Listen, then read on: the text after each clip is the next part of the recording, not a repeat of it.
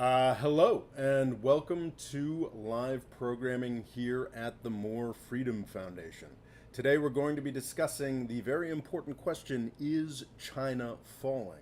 As a spoiler alert, my read is no. China is not, in fact, currently falling. I do think China is in desperate trouble. I think there are aspects of its system that will probably change over the next decade or two, but I think the general sort of tenor of China's crashing, real estate's going to kill them, COVID's going to kill them, this, that, and the other thing's going to kill them. I think that's largely nonsense. I don't expect any significant changes in China's government this year or even conceivably this decade. There's sort of three levels to this. There's the Peter Zeihan style, China's about to disintegrate, yada, yada, yada. I think that's nonsense. That's never going to happen. There's the more interesting question of, is the Chinese Communist Party going to fall? I would say 98% that's not happening this year. And then, of course, the smaller question, is Xi Jinping going to fall? And that's I'd say I'm 80% that's not going to happen this year, despite the fact that the 20th Party Congress in November provides an interesting opportunity for that. Well, we'll talk about that at length. First, a few preliminaries. If you are new here, it is important that you be civil to other people in the chat. You are more than welcome to talk to me in any way that you want, as negative as possible. Make fun of my appearance, make fun of my ideas, what have you. Go nuts. You're more than welcome to do so.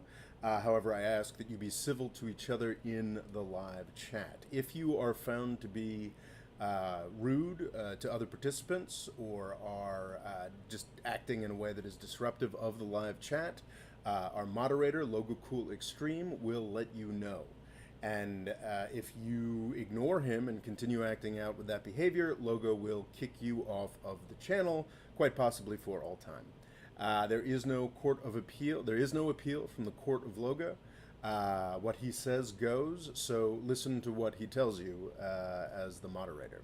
We're going to do a sort of quick presentation here, maybe 45 minutes, maybe an hour, maybe it'll be even shorter, who knows, about the question of, is China falling, followed by probably an hour or so of question and answer, Q&A. If you could hold off any super chats or what have you, until we get into the Q&A, I'd appreciate that. I don't have the mental bandwidth to both deliver the presentation and pay attention to the chat during the Q&A period. I, of course, pay attention to the chat. Thank you all for being here. If somebody just wants to let me know quickly if this is coming through okay. I'm trying out a new microphone. I don't know if that's working well. I feel like I'd have heard about it in the chat already if there were serious problems. Okay, so is China falling? As I already laid out, that's sort of three separate questions. Is the Chinese state going to disintegrate the way some geopolitical analysts forecast, Peter Zeihan in particular? I would say absolutely not. Is the Chinese Communist Party going to fall this year? I would say no. This decade? It seems like a little more possible to me, but I would be towards the end of the decade. And the specific question is, China's Neo-Mao Xi Jinping going to fall? This year, almost certainly not. By the end of the decade, I would say almost certainly. But let's dive into some of the issues that are facing China right now that are being trumpeted as reasons that the whole country is going to fall apart. It is indisputable that China's development model has fallen apart. I'm no economist, but I've read this interpretation of things enough times that I feel like I can do a reasonably decent job of delivering it to you. As with many countries that have experienced rapid catch-up growth, Japan would be the most obvious example. Interestingly, we don't like to give it credit, but the Soviet Union in the 1920s, 1930s, 1940s actually did a somewhat successful version of this as well. Rapid catch-up growth, heavily directed by government, heavily focused on infrastructure investment and focused on real estate. Of course, the Soviets didn't have the private real estate market that the Chinese do, and of course, to call the Chinese real estate market private, there's all kinds of special qualifications to that I won't get into. But the Chinese model thus far has been tremendously focused on investment rather than consumption. the U.S. consumer is something that we hear about a lot. The U.S. consumer drives the world economy. If the U.S. consumer catches cough, the rest of the world gets pneumonia. It is a tremendous driver of the economy. For China to truly reach the potential, its potential to be the number one economy, the country that truly sets the agenda, it has to shift its economy into a more consumption-based economy rather than an investment-based economy. And the Chinese government has been trying to do this, has been trying very hard to do this for much of, well, at least half of a decade right now. And the problem, of course, is when you've got a successful economic model, it's very difficult to wean yourself off of it and try and do a better thing. You can make an argument that China is better suited towards making these difficult decisions than any other country in the world because it has such all-encompassing powers over the Chinese people. If tough things need to get done, well, China can do it. But that, I think, undersells the degree to which China very much is, rather the Chinese government very much is susceptible to public opinion. So we've seen this over and over again, since 2015 at least, where China will make some sort of reform in an attempt to get towards that consumer economy, get towards that economy that's less dependent on outside investment, that positions China more as more at the center of the world economy. It keeps trying to do that, and it keeps failing. It keeps backfiring in rather large ways. In 2015, we saw this with, I believe, an attempt to liberalize financial markets, not because China has a particular interest in liberalized financial sector. What was important to China was making the renminbi more powerful. And to do that, they had to back off on some of the somewhat authoritarian financial controls that the Chinese had up until 2015. They tried to back off. There was a massive spike in Chinese stock markets, and then there was a massive crash, and there was also massive capital flight. So China quickly clamped down. Okay, so that avenue isn't going to work. What we're seeing right now, to finally get to one of the things that I'm sure you'd like to see discussed today, what we're at now is a situation with the Chinese real estate market, specifically private real estate. I believe there's some complications about how exactly a communist country squares the circle of having a massive private real estate market. But the fact is that for millions, tens of millions, if not hundreds of millions of people in China, their personal retirements, savings, what have you, are wrapped up directly in property ownership. We've all read about how a young man in China isn't seen as a decent prospect for marriage unless he owns an apartment. It's a key part of wealth creation throughout China. And of course, it's insane. Different aspects of this. China is a massive, massive, massive real estate market. It's impossible to say just one thing about how the whole real estate market is functioning.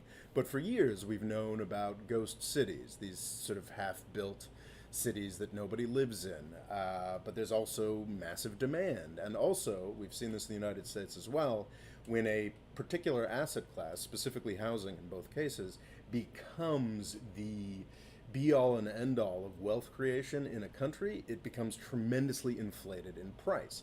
The Chinese government has known for years now that its emphasis, the Chinese economy's emphasis on real estate, is unhealthy and deeply problematic.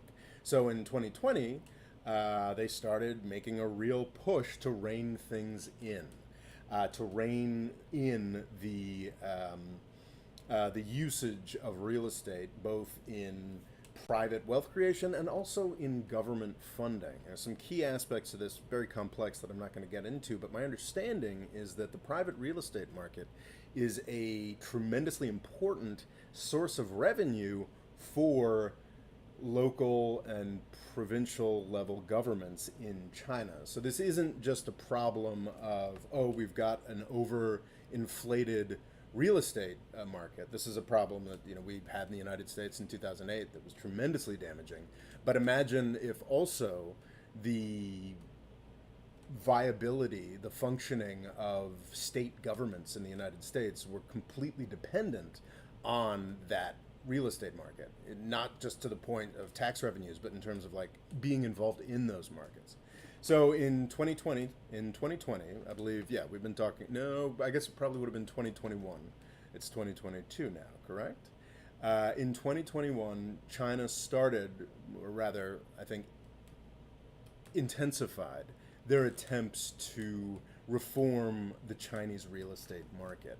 This meant trying to tamp things down a bit. Prices were out of control, trying to introduce more fiscal responsibility on the part of local governments invested in real estate, and also on companies such as Evergrande. Is it Evergrande or Evergrande? I haven't quite figured out how to pronounce that appropriately, but that would be one of the largest Chinese real estate developers that is also in the most trouble.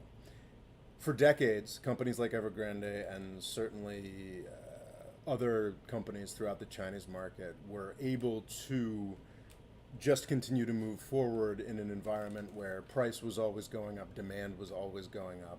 Evergrande and a number of other Chinese companies have been caught out by this in a very big way, not just by just the natural exhaustion of the Chinese appetite for this sort of thing due to demographics, maturing of the economy more generally, but also through serious Chinese government intervention in 2021 to attempt to tank the real estate market. This is much akin to what the Federal Reserve in the United States is trying to do right now to get inflation under control. It is attempt to get it out of control, prices under control. The U.S. Federal Reserve, the U.S. Central Bank, is jacking up interest rates.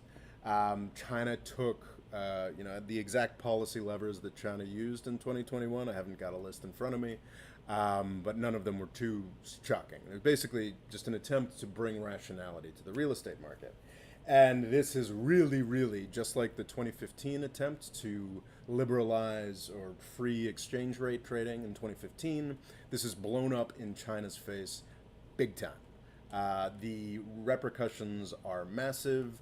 Multiple developers either going out of business, or perhaps they're saved through some variety of banking or local government chicanery, but they're simply stopping development. They're not building what they've promised any longer. And there's this interesting detail to the Chinese housing market, which is driving a lot of the fevered speculation about the fall of China over the past couple of weeks, which is that when you purchase a flat, you already start paying the mortgage.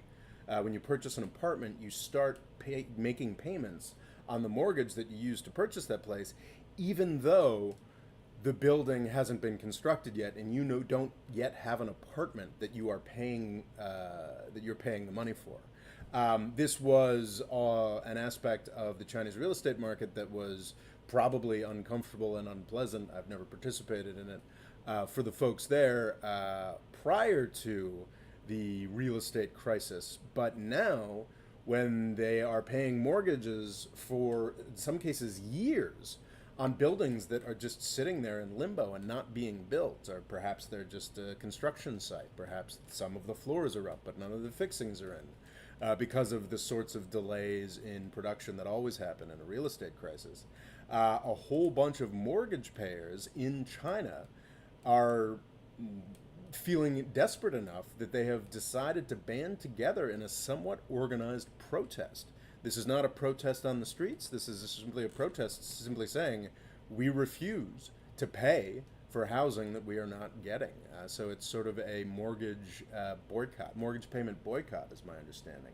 It's kind of fascinating on a number of levels, the fact that the Chinese Communist government is being threatened by a bunch of folks not paying their home loans, something shouldn't really exist in a communist society, supposedly. Also, just very interesting in that I've forgotten what I was going to say as the second part of that, but it is a fascinating, fascinating dynamic. What's interesting about this is how quickly the Chinese government seems to be reacting. I think there's to some extent,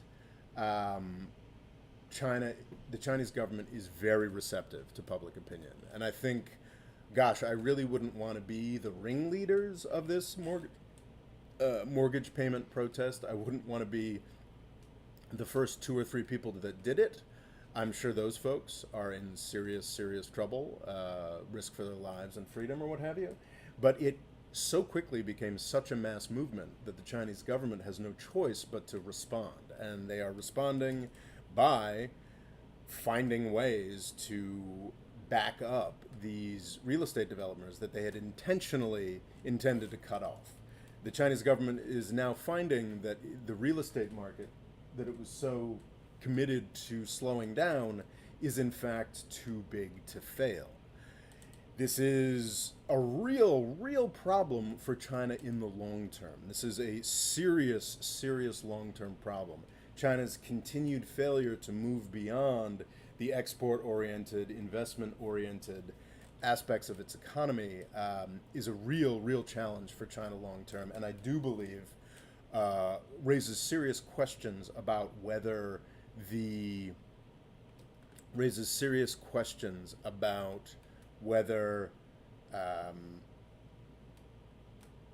the Chinese Communist Party or Xi Jinping will be able to survive the decade or the next 2 decades. I do not believe it presents serious questions of whether these entities will survive the year. I think China is not, in fact, falling. China is under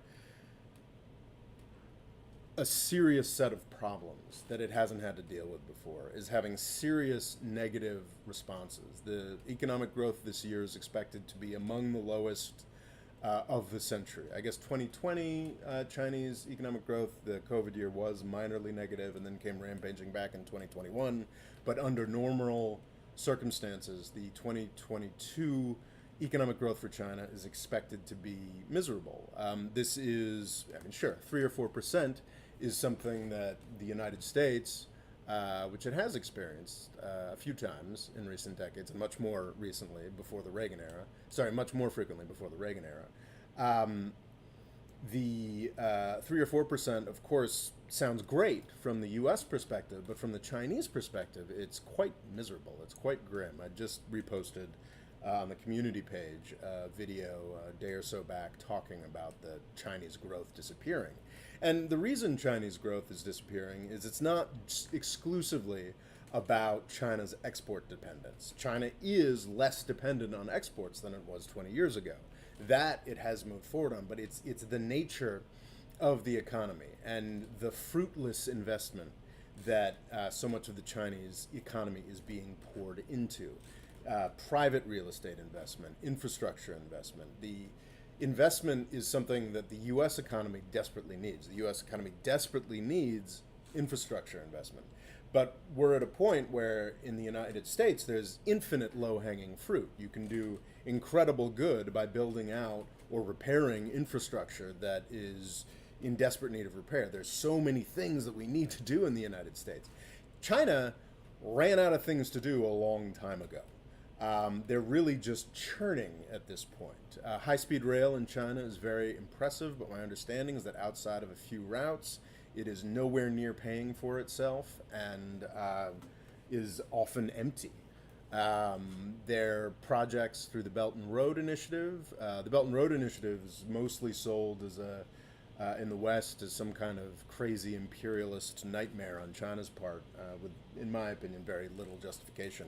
The Belton Road Initiative is greedy and attempts to put developing countries in precarious situations purely from a business perspective, because the Chinese investors want to make as much money as possible. That's unfortunate, of course, but it's also exactly what Europe and the United States have been doing to the developing world in the 70 years since the United States and Europe actively tried to own and crush the developing world. So yeah, but it's not, the Belt and Road Initiative was to some extent about geopolitical ambitions or whatnot, but it was mostly to give Chinese companies something useful to do, because they've largely run out of useful things to build in China. it's true when you visit China. I've never visited myself, but I hear from many folks that it's a wonderland in terms of the infrastructure. It's just mind blowing. The high speed rail, the buildings, Shanghai going from a swamp to downtown Manhattan in the course of 20 years. It's all miraculous, but that stuff's been built. What China needs now is something that is more self-sustaining, like the infinite desire of the U.S. consumer, and China continues to not get there, and that is a very, very serious long-term problem. Let me look at my notes here, make sure I've covered everything on this. China makes it is a long-term problem, and I think that China does have the capacity to deal with this long-term problem. Will they be able to do it under their current governing individual? Probably not. I think I have come to see Xi Jinping as largely a failure. Will they be able to do it under their governing party? I think it's very possible. I think that it's possible that the Chinese Communist Party could fall this decade. But I think it's also possible that through reform, through a return to the more sensible sort of Deng Hu Jintao era, to return to a China that talks more about growing soft power and a gentle rise, I think, sure, the Chinese Communist Party could last for decades to come. But they do have serious problems, and they need to make serious efforts to deal with it. I think we've now established that setting up a neo-Mao strongman, Xi Jinping, has failed repeatedly to deal with these problems and conquer these issues. Maybe that was the wrong choice. But no question, the Chinese real estate market is a huge long-term problem for China, and it is something that could very easily lead to the fall of Xi Jinping or even the Chinese Communist Party, but I think that would take years in the case of Xi Jinping and decades in the case of the Chinese Communist Party. Another thing that's driven a lot of talk about the collapse of China is the foreign debt collapse, and that is a tremendous problem for everybody in the world. Which is, we've now seen Sri Lanka default on its debts. I've seen some folks concerned that Pakistan might default on its debts, which is a pretty horrifying prospect. El Salvador, many countries. It's entirely possible that this winter, as things get worse, we will see large-scale debt defaults. We will see large-scale economic suffering all over the world. China, because of its Belt and Road program, has some exposure to all of this. I think China in particular is going to be very interested in using Pakistan's distress to further set up Chinese approaches there. Pakistan is a country that, unlike most of the Belt and Road Initiative stuff, is actually deeply, immediately, strategically important to China. If China were to attempt to take Taiwan, there's sort of two things I think they need before they're going to do that. The first would be a whole mess more nuclear plants to give China some independence from fossil fuel markets. And the second thing they'd need is a backdoor through Pakistan. That is very consciously what they're attempting to build. What China is attempting to build through Pakistan, through its Belt and Road stuff. They're building ports, they're building rail connections. The idea is that China would have sort of a backdoor, which would make the U.S. Navy's shutting down of the South China Sea less important to China. I think that Pakistan is the one case where China actually does have serious strategic goals that they're attempting to serve there. So in the context of this debt crisis, I think it's very likely that they'll dump further money into Pakistan. Very little else actually matters that much to China. Is it going to be tough for Chinese businesses and Chinese government entities dealing with debt defaults? Yes, but this is the sort of thing that the United States and Europe have dealt with repeatedly as well. It is not an existential threat to China in any way. I've got written in my notes, the real estate collapse is a real long-term problem for China. The foreign debt collapse is not. In fact, it's much as it is for Europe and the United States, it's to some extent an opportunity because in places that China actually does want to fit its, get further involved in, it's an opportunity to make governments even more beholden to them. And I think we'll see that in Pakistan, almost certainly. But a key aspect of Belt and Road, and just generally Chinese investment abroad in general, was that China actually started pulling back on all of this in 2016. I'm not 100% sure of this, but I believe the peak of outside investment by China on China's part was 2015. In recent years in the United States, you're beginning to see, even in the mainstream media, the acknowledgement that China's Belt and Road Initiative has largely failed on its own terms. It's just not providing the investment business success that China had hoped, and it's not actually providing too much in the way of geopolitical positivity either. I'm sure there are many countries that are incredibly grateful for their projects or what have you, but there are a lot of big, not losers, but big losses as well. I'm just reading about Kenya, sort of a very useful seeming train that was built, but it seems to mostly have hurt the relationship between Kenya and China and built Kenyan resentment of the quite possibly inordinate amounts of debt that Kenya went into to build this railroad. That's just sort of this week's news. But I think there's very little question that in the U.S. press, well, actually, no, there's still large questions because people still love to use the Belt and Road Initiative as this vision of China, scary China taking over the world. But I think among folks who actually read things and pay attention, even in the U.S. mainstream media, people are beginning to acknowledge that the Belt and Road Initiative was a bit of a damp squib and a bit of a failure for China. I think China realized this in like 2015 and has been cutting back on that ever since. Not in Pakistan, importantly. The tens of billions just keep flowing to Pakistan, and they will continue flowing to Pakistan because of that vital strategic interest that China has in Pakistan's independence from India and the United States and its potential as sort of a strategic backdoor for China. But they've already been dialing back. Long before the COVID-related crises, China had already been dialing back on its foreign investment. I think it's fair to say that China's first large-scale attempt at financial diplomacy, the Belt and Road Initiative, is thus far sort of mixed to failing, I think would be the way to describe it. Mixed to failing would probably be the way to describe it. But I thought it might be instructive to compare this to the United States' first large-scale attempt at financial reconstruction and financial diplomacy.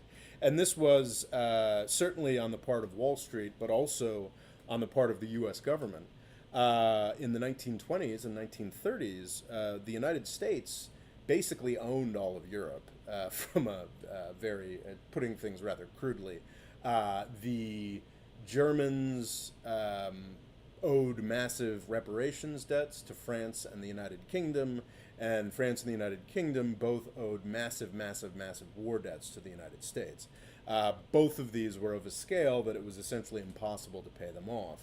So U.S. government plans were put in place, the Dawes and the Young plans, U.S. government plans to restructure European debt so that Germany's debt burden would be lowered a bit, as would French and British debt burdens as well, because the German reparations were mostly just being paid to France and Germany, to France and Britain to pay off France and Britain's enormous World War I debts to the United States. So these plans were put in place. This was sort of the first really large-scale financial diplomacy efforts by the United States in the 1920s and 1930s in Europe. And as we all know, it was a complete success. Germany, Britain, and France went into the 1940s in a peaceful, positive way, and 100 million people did not end up dying in a conflict known as World War II. So yeah, the first attempts at large-scale financial diplomacy by emerging powers are often not successful. And I think that comparing the Dawes and Young plans to China's Belt and Road Initiative is somewhat instructive in this sense. Now, that's not to say that China isn't screwed in a number of ways diplomatically. The actual foreign debt collapses, the problems of the Belton Road Initiative are not existential problems for China. China's complete loss of the narrative around power and soft power, around the competition with the United States. I was reading a book from 2012, and it's just fascinating how different. It's about like Chinese television stations in 2012. No doubt, insanely outdated, but just kind of interesting to dive into a book. I think it's called 2 Billion Eyes or something about CCTV. And just reading the earliest chapters, and it's just fascinating the ways that Chinese official propaganda were different in 2012. It was all talking about soft power. It was talking about peaceful rise. I think, to some extent, the Chinese government has been fooled by U.S. propaganda and its own propaganda. I've pointed out multiple times how those things are the same. China's really interested in rising, from a nationalist perspective and putting itself forward as the future. And the United States military industrial complex is desperately interested in telling the same story of China's rise, just portraying it as a threat. So I think perhaps Xi Jinping and others in the Chinese government drank the U.S.'s Kool-Aid and believed a little bit too much of what the U.S. military-industrial complex was pushing in order to drive up U.S. budgets. I just don't believe that China is anywhere near where its propaganda presents itself. It is not in a position to be a real competitor on the world stage. It is not in a position to attempt to dominate places. There's all these ridiculous stories about, China's $400 million deal with Iran, or if the U.S. leaves, gives up on Saudi Arabia, China's going to step in and be their client, their patron. And it's just not true. That China simply doesn't have that kind of force projection capability. In the 200 miles off of the Chinese coast, I believe that the U.S. Navy is kaput. I think there's nothing we can do there anymore. I think that's 100% true. But in the thousands of miles beyond that, moving into the Middle East, Africa, there just isn't power there. And I think it's a tremendous miscalculation that I think is traceable directly to Xi Jinping for China to have decided to react to Obama's pivot to Asia and Trump's just general assholery with this, no, we're going to have hard power. No, we're ready to rise. No, this is our world now. No. That, not the Belton Road, not financial problems with the investments abroad, but the Chinese assumption that, the time of peaceful rise is over, now it's time to really assert ourselves. I think that's just a tremendous fuck up. And will yield greater and greater problems. I think that Xi Jinping will not survive that fuck up. I mean, Xi Jinping's 71 years old. Like, the chances of him being in power at 2030 in his late 70s are probably pretty low anyway. Though, of course, there's certainly precedent. I think I think Deng Xiaoping, and did Jiang Zemin just die but remain politically important, even though he was out of power? So yeah, actually, it's interesting. Like, Xi Jinping can totally step down and still be incredibly powerful. So maybe, by 2030, maybe that'll be what Xi Jinping is doing. I don't think it will. I think that he's probably going to end up not under house arrest or killed essentially, but sort of shuffled aside in a rather large way because he's associated with this incredible misstep of assuming that China has the hard power necessary to start dictating things any further than 200 miles off of its coast. And I think if the Chinese Communist Party doesn't wise up to this mistake, then it could cost the Chinese Communist Party eventually as well. The COVID-0 issue is kind of insane. You talked to me in 2020, I would have called China one of the big... I wouldn't call them one of the big winners, but I would have said, at least on their COVID policy, that China had done really well. And that would have been my estimate, that China's COVID policy beat the pants off of the U.S.'s. And they did. China, like Australia, South Korea, New Zealand, did an extraordinary job of coming together as a country, and incredible job of coming together as a country. China did, Australia, others, and coming and pulling for the common good and getting to a point where COVID was just not a problem in their country. Unfortunately, they shared the world with places like the United States, Donald Trump's United States specifically, that proved itself entirely incapable of that. And the United States, as is often the case with a world crisis, we screwed it up miserably and then figured out a way to buy ourselves into success. And we did that by putting together a range of vaccines that I believe do actually slow the spread somewhat, but also I had COVID 2-3 weeks ago, and it was barely a sniffle because I'm so vaccinated. China has not developed those vaccines, and because of its national pride, refuses to import those vaccines that China could definitely afford.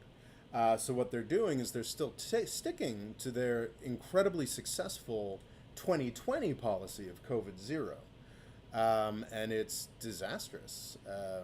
I have, folks I follow on Instagram, sort of friends of friends, some of whom are Chinese and are generally, mostly, folks, Chinese rich folks who spend most of their lives in the United States. It's a very distinct genre of person.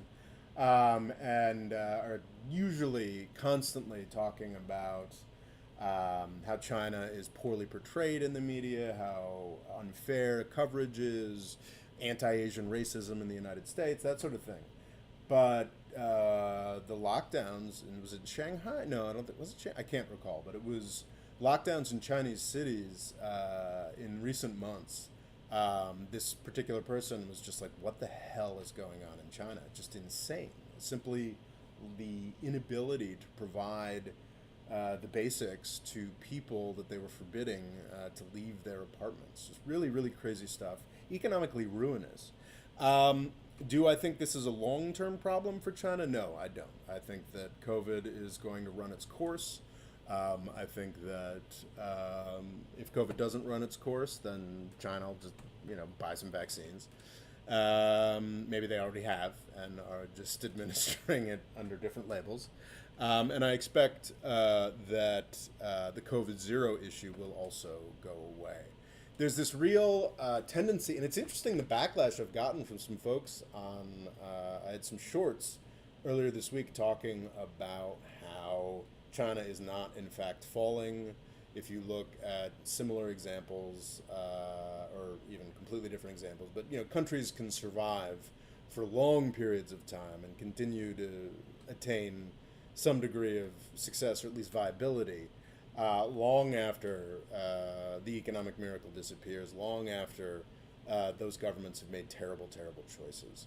So I sort of simply pointed this out, not in a particularly friendly way to China, in some shorts, and the pushback I got was amazing. It's just like, what are you doing, Chinese propaganda? And it's just like, I just said that Chinese government is stupid and weak and needs to be changed.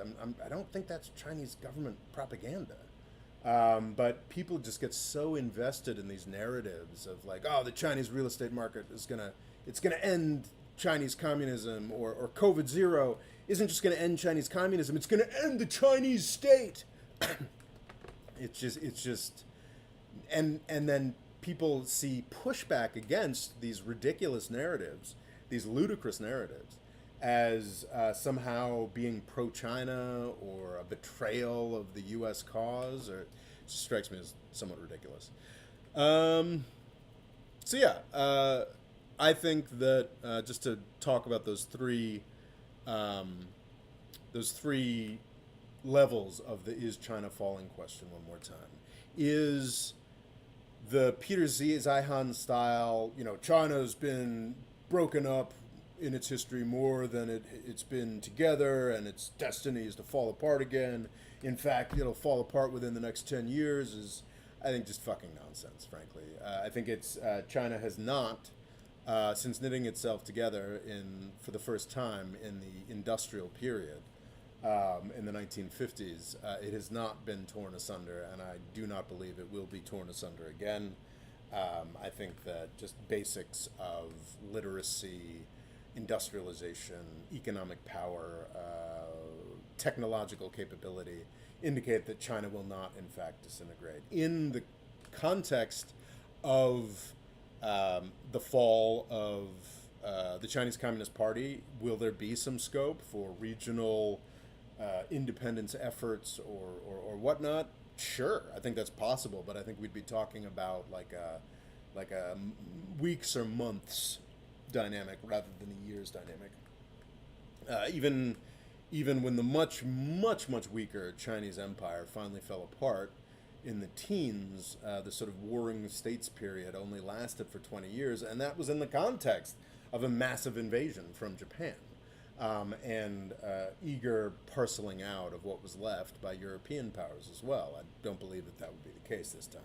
So yeah, I don't see any real credibility to this Peter Zeihan theory that China's going to fall apart at any point. I think China absolutely has massive crises ahead of it, but I think it's going to retain its unity as a state entirely possibly. It's going to be interesting just sort of watching the first, if there is some kind of democratic or oligarchic whatever next governing system in China. I think probably the point at which U.S. sort of hope about that is going to dissipate entirely is when one of the first things that whatever China's new government, democratic or whatever, does to assert its power is to storm back into Xinjiang and Tibet to make sure that their power is solid there.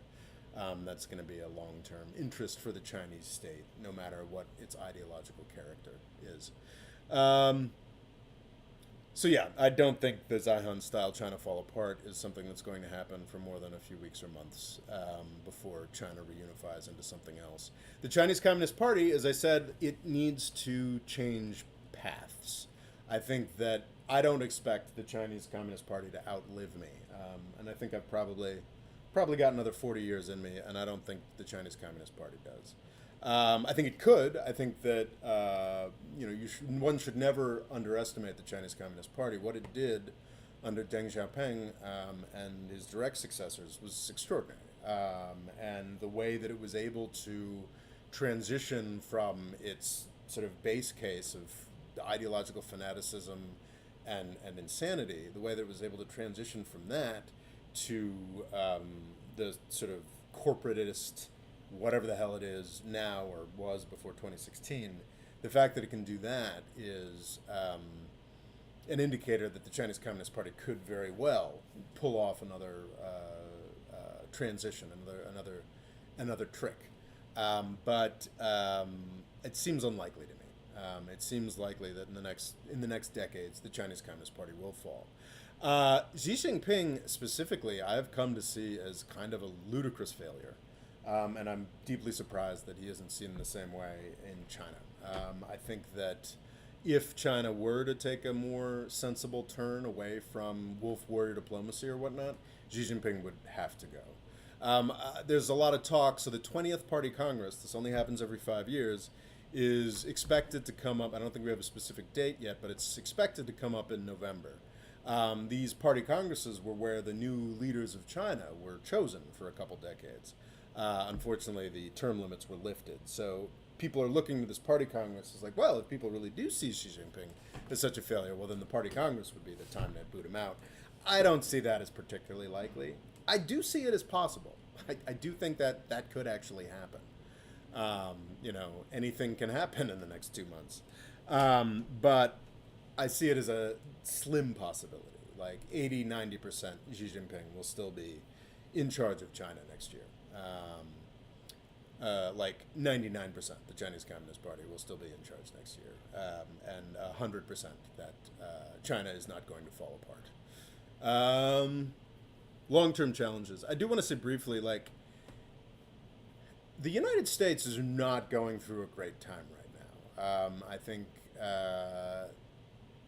attempts to sell some kind of U.S. civil war are ridiculous. I think that you only have to go back to the 1970s to see similarly elevated periods of political polarization. But it's indisputable that the United States has been embarrassing itself. It's an endless war on terror to no purpose. The Republican Party, everything about it. The Democratic Party, 95% of the things about it. It's all just a humiliating mess. We're in a mess. We don't know what's next. We don't know what we're doing. It's very similar to the 1970s in that respect. By the 2030s, I expect we'll have figured it out. We'll still have Democratic and Republican parties. They will mean completely different things than they do today, or certainly than they did 5 years ago. And we will have a functioning two-party system again. We will have a level of, hopefully we'll have, I think it's very likely, if not inevitable, that we're going to arrive at like a different level of redistribution of economic benefits. We're not talking about revolution or like, a new system entirely or a new constitution or any of that horse shit. I'm talking about like, a sort of Woodrow Wilson or FDR style recalibration of how money gets shot places. I think, we go from like a top marginal income tax rate of 35% to 45%.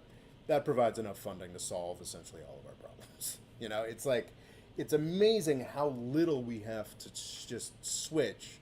I think it's mostly the problem of the United States right now is that people prefer to whine and hold on to old ideologies that, like the economic growth killing Reaganism, that no longer serve the country.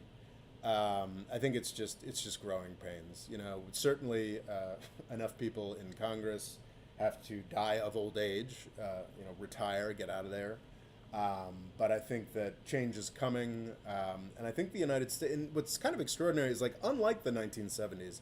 In the 1970s, the U.S. dealt with incredible political trauma, was also losing, it appeared to be losing, wasn't losing, but appeared to be losing in the international arena, and was a terrible, terrible economic basket case.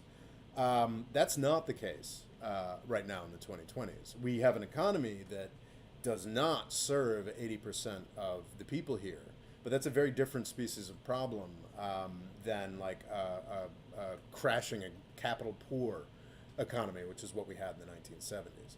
So it's almost like the 1970s remedies have worked so well that we have endless wealth in the United States that can be redistributed, and not in a like revolutionary take all their money, like minor changes to tax codes, carried interest, even just like some of the reforms that we saw in a very small way recently, the simply stopping these insane, disgusting handouts to the healthcare industry, which the recently passed bill did in a very small way. Doing that in a bigger way, stopping these insane handouts to the defense industry. I think some minor increases of taxes across the board are going to be likely, and probably be good for reducing inflation. And I think you can certainly make an argument that there are a lot of people in the United States who have more money than they know what to do with at this point. But I think it's more in the lines of government reform and government contracting reform. Anyway, there's a very long way of saying that the United States has extraordinary potential to fix things. Restarting immigration. Like, none of these things are particularly difficult. They just have to be conceptualized and executed, which can be difficult within our system. But when you compare the problems that are facing the United States model versus the problems that are facing the Chinese model right now, I would vastly prefer the problems of the U.S. model. And I think that by the 2030s, we're largely going to have figured a number of things out. And if we do start minor redistribution, I think we'll be doing that in the context of like the U.S., the United States, regularly hitting like 3 to 5% economic growth, and China being a normal economy at that point, won't be. I think those are the kinds of threats, long-term threats that I see to China. I think that the Chinese people can accept that, we're going through a rough point right now. Our government is screwing up things about COVID, things about real estate, this, that, and the other thing, for sure. But it's worth it because China has this extraordinary record of success over the past. The Chinese government, the Chinese Communist Party, has this extraordinary record of success over the past 30 years. As we get into the 2030s, as the U.S. begins to make the much simpler changes, I think we're already beginning to make the much simpler changes that the United States needs to return to success. I think by the 2030s, as those changes are consolidated and the Chinese public looks to a Chinese Communist Party, I think probably not under Xi Jinping at that point, that has failed to continue to deliver, that's when I think we start talking about the fall of the Chinese Communist Party in the late 2020s and the early 2030s. If the United States were truly concerned about defeating China or defeating communism, defeating communism is not defeating China, then we'd be focusing on ourselves rather than pouring another $1 trillion into nuclear weapons and hundreds of billions more and all manner of arms that aren't going to actually be used in any conflict in the next decade. All right, I think. Oh yeah, and I did want to talk about, like, it is kind of interesting. I need to basically do a deeper dive on this before I can talk about this with any seriousness. But I do think the reshoring is a real thing. I do think that the United States is making a serious effort, a semi-serious effort, not serious enough effort, to bring economic aspects of economic production back to the United States. And I think that that has a really high potential for success. I wrote a book called Avoiding the British Empire, comparing the United States and the British Empire. And what's stunning is just how much more powerful the United States was, how much more it has going for it. One of the symptoms or indicators of British decline was in the 1890s and the early 1900s when they started abandoning free trade. This is, of course, very closely analogous to what Donald Trump was attempting to do. And I think Biden is sort of following Trump's lead in a lot of ways, less loudly about it, but the United States is falling away from free trade. Now, when Britain attempted to fall away from free trade, it wanted to set up a system of imperial preferences where Canada, India, and a wide range of other, essentially its entire empire, was locked into this one system where it would only trade with each other. And this was in the context of an India that wanted independence, and in terms of exclusively white dominions like Canada, Australia, I'm not sure what New Zealand's status was at that point, but even South Africa by 1910, I believe, had achieved dominion status where they made more and more of their own choices. So the fatal flaw of the British Empire is that its economic heartland was on the other side of the planet in India and was reliant on the continued oppression of Indians. The economic heartland of the United States, it may have moved out of the Midwest a little further south to Texas or west to California, but it is in the United States. And Washington, D.C., maybe this is more of a challenge than one would like to think. Washington, D.C. has to retain the loyalty of Texans and Californians, but that is nowhere near the extent of challenge that Britain had in holding on to India and holding on to Canada and Australia, places that were already, to all intents and purposes, independent-ish when Britain decided to give up on free trade. So what I'm trying, this is a long way of saying, while I think that a lot of the talking about reshoring, a lot of the talking about the U.S. trying to cut China out of business, I think some of it's definitely happening, but I don't think it's quite to the extent that is advertised at this point. But if the United States eventually decides to do that, as the British Empire did before it, the United States is likely to be much more successful at limiting free trade to the U.S.'s benefit than Britain was. And I think that's a very interesting point to be made. And actually, that's going to show up in my next book. I need to remember that. Okay, that was an hour of bloviating on China's economy. I hope you guys found that useful. I am now ready for questions. Let's see here. What do we have for questions? Logo points out that we have a Discord server. I did not know what a Discord server was 6 months ago when Logo convinced me to do it, or is it a year ago now? I don't know. Time goes very quickly. But it's since become incredibly useful to me. We have a patrons-only Discord server. I've seen other Discord servers that are sort of open to everybody, and those things can tend, like What If Altists, for example. Those things tend to be a bit of a mess. We've got our meme channel. We've got stuff like that on the Discord server. But generally, I find that the Patreon, the Discord, anytime I sign in, it's just really smart people from all over the world talking about issues that they care about, and it's really great. It's a resource for me for research stuff. I throw out a question to the channel, to the Discord channel often. So I think it's actually a really strong benefit of being a patron, which I would, of course, love you all to do. This channel is supported by patrons. Also, we do once a month, we do like a Zoom talk where it's, I don't prepare anything. It's just whoever wants to show up for the Zoom talks, usually like 5 to 10 people. We just shoot the breeze for 20 minutes or so. Sorry, for 2 hours or so every month. Actually, that should be coming up soon. I need to schedule that. But anyway, Christopher Murtaugh says, thanks for the insight, Rob. Informative as always. Thank you so much, Chris Murtaugh. I'm very grateful. Chris is a patron, or Topher is a patron, and is also very generous on these talks. Have you got a question, Christoph?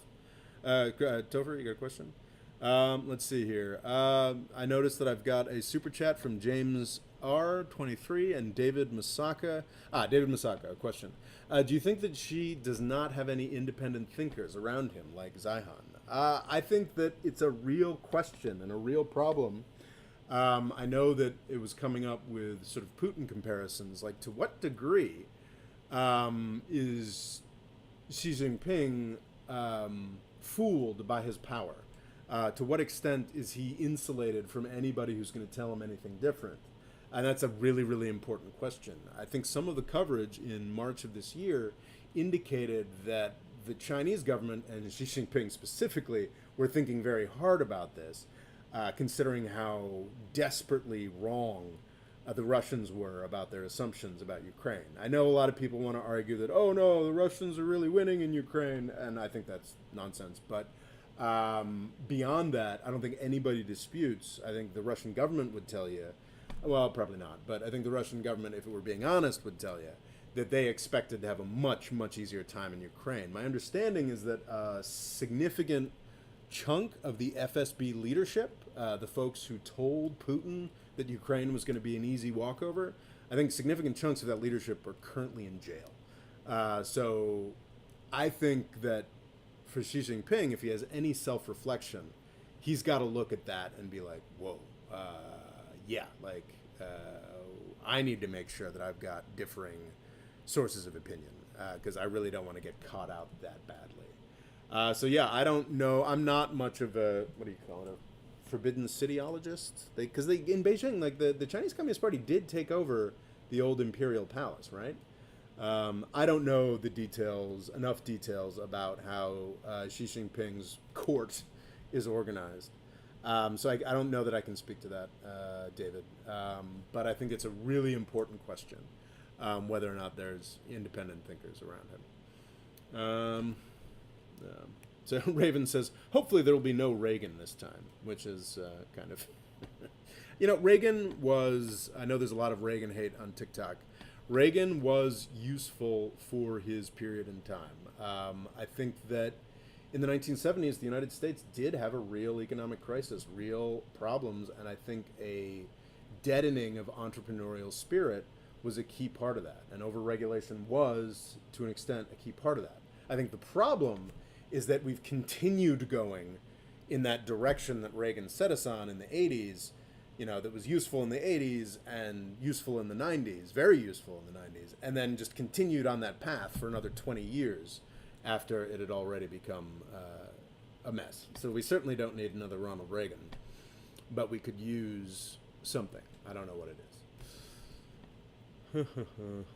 Yeah, Local Cool Extreme says, meh, it's every year with the China doomerism. I'll believe it when I see it. Exactly. Like, China is not necessarily a perfectly stable ecosystem. It's possible that China could fall at any given moment. Just as it's possible, I don't think it's very likely, but I think it's possible that the United States could fall at any given moment. Maybe something, some scandal, something tips over. I don't think it's going to be, the old president gets investigated by the FBI. I don't think that's going to do the trick. A lot of folks were talking like that was going to do it. Yes, last night. I don't think that's going to do it.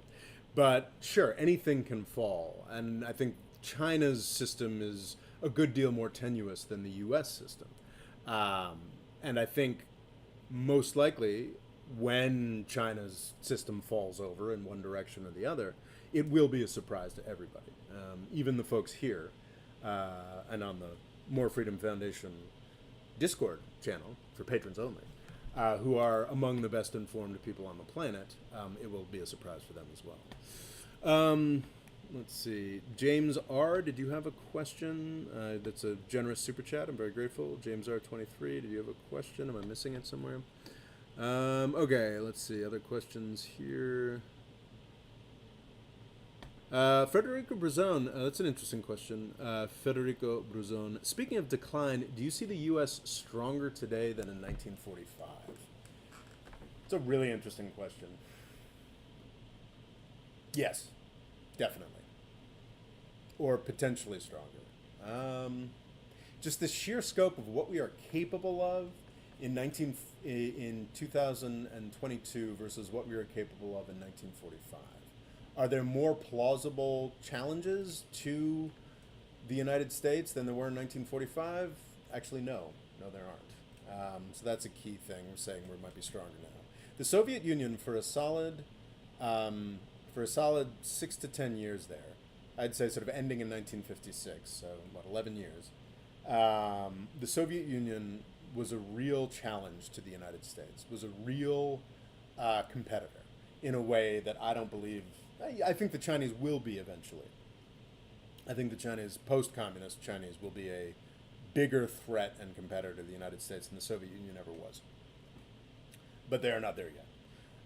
So I think that just the sheer, I use this analogy a lot, and I know there's a lot of ways to cut it down, but it's just when I was a kid, the United States was fighting with Russia and China over Vietnam and Germany, and now we are fighting over places that speak Russian and Mandarin.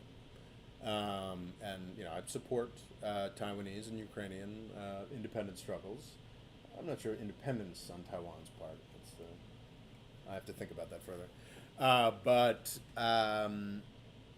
it doesn't change the basic fact that we're backing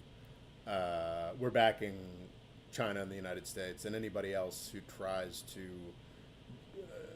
defy us, backing further and further into a corner.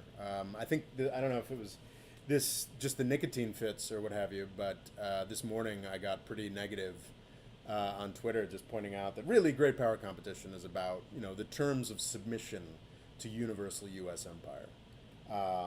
I part of that might just be like I'm trying to quit cigars and I'm angry this morning. But I do think there's a lot of real truth to that. Like we are just the past 80 years, or I guess 77 years since 1945, Federico, have to a degree been a story of the consolidation of U.S. empire. And I think it's much more consolidated, much more wideswept. Writing a book called U.S. Empire, the First 100 Years. That really needs to get written. I might actually have to stop producing. I think I'll keep doing like daily videos, but I think some month soon I might have to stop doing produced videos and just sit down and write that book. The Avoiding the British Empire book took me 3 or 4 years because I kept on producing weekly videos. So I think I'm just going to keep doing dailies and maybe live chat now and again, and then just focus on writing that book for a month. I think that's something that I need to do sometime soon. But anyway, I'm writing a book called U.S. Empire, the First 100 Years, and I think it's underappreciated the extent to which the U.S.'s reach and power has continued to consolidate and deepen, even through the past decade or 2 decades when folks have been running around screaming about the U.S. decline. It's big. Scott Locke says, Bismarck was right. Geography is the U.S. forever friend. I think that's very true. Thomas Lander says, Mexico should become a U.S. state. Pretty sure Mexico doesn't want that. I remember saying that to some Mexican friends of mine as a very jingoistic, angry American college student, and they did not appreciate that. I think that's kind of nuts. And also Thomas Landers, that's kind of what NAFTA is. NAFTA is it's simply another form of affiliation. Honestly, some of the requirements we make of Mexico are requirements we wouldn't have made of, say, Alabama. Requirements we make of Mexico and Canada. I mean, Thomas Landers, like, that's just what NAFTA is finding. I think NAFTA is much akin to the European Union, though in the European Union there's more of a pretense of equality because the states are more equal. I think NAFTA is sort of an EU for Canada, the US, and Mexico, with no pretense towards equality. Okay, so I've got Christopher Murtaugh. Did you have a question? No particular question at the moment, just watching while working. Well, thank you so much, Christopher. You're very generous and helpful. Federico Brazzoni says the British Empire started dying the day the U.S. built up a continent-sized country behind a protectionist barrier. So what if Brazil, Russia, India, and China start doing the same to the U.S.? Yeah, BRICS, the BRICS, I just love that, one of the more plausible, well, I don't know, I wouldn't say plausible, but one of the most popular supposed alternatives to U.S. power is a grouping named by a Goldman Sachs associate, which is just kind of amazing to me. The BRICS fantasy. Like, well, so what, the BRICS are going to, Brazil, Russia, India, and China are going to create an economic bloc that just sort of shuts out the United States. So India is going to opt for close economic India, which is, I think, to some extent admirably held on to its protectionism and whatnot, is going to form a free trade zone with the, I'd say, vastly more competitive Chinese economic zone. That seems unlikely. I just think I just don't see it. I think what happens if we're going to truly see like a violent end to U.S. empire, or a sort of the whole world decides against U.S. empire, you really just need the whole world to decide that altogether. If the Republicans are dumb enough to kick the United Nations out of the United States, the depth of their stupidity, it truly impresses. If they were to do something that stupid, then maybe like 30, 40 years later, wherever the United Nations lands, if everybody else in the world avoided getting into any kind of conflict with anybody else, then maybe enough resentment could build where a truly unified world, kicked the United States out. But that's like the kind of like, and not kick the United States out, like, just like made steps to cut the United States out of political and economic power in the world. I think that's conceivable, but it just looks less and less likely. Like, I thought that was more likely when I was doing this kind of analysis 4 or 5 years ago. I just didn't realize how thoroughly Russia and China would screw up the Trump opportunity. Let's see. Brando Commando, Super Chat. In my opinion, the West's green policies could be detrimental in the short term because we need Chinese and Russian cooperation to get those goals achieved. I don't. I would respectfully disagree, Brando Commando. I think there's a lot of talk about how, specifically the Taiwan Nancy Pelosi's trip, which is, I didn't talk about Nancy Pelosi at all. It's embarrassing. Talking specifically about how Nancy Pelosi's trip was going to end climate cooperation or that sort of thing. For the United States, it's absolutely true that over the past 30 years, the United States has done dramatically better in terms of emissions reduction, and Europe as well. The developed world has done a ton, and the emissions have just ramped up from the developing world, China specifically. China has reached a point, though, where it's sort of in a bit of a stagnation point economically, or at least is going to start having economic growth more like a normal country, going to be focusing on its consumer sectors.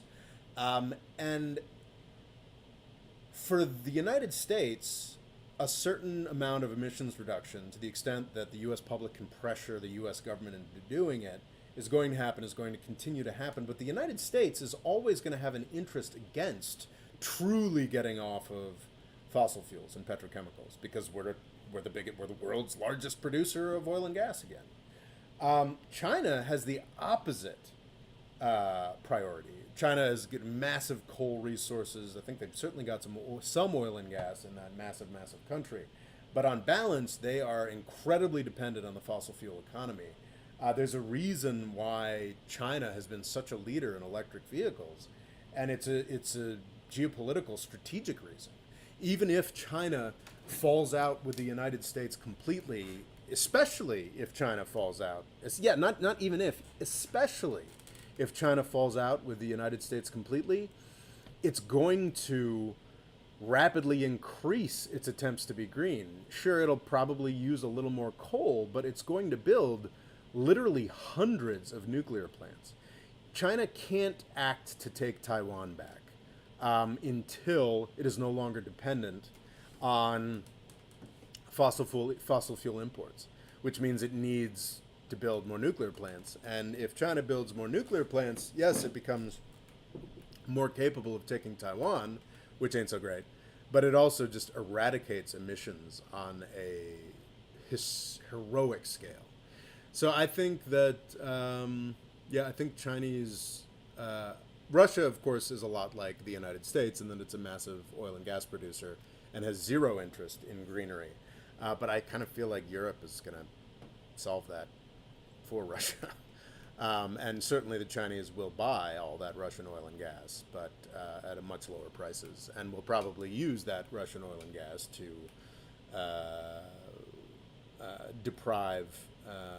to stop buying so much from the Middle East, which is, it's a really interesting dynamic I hadn't thought about.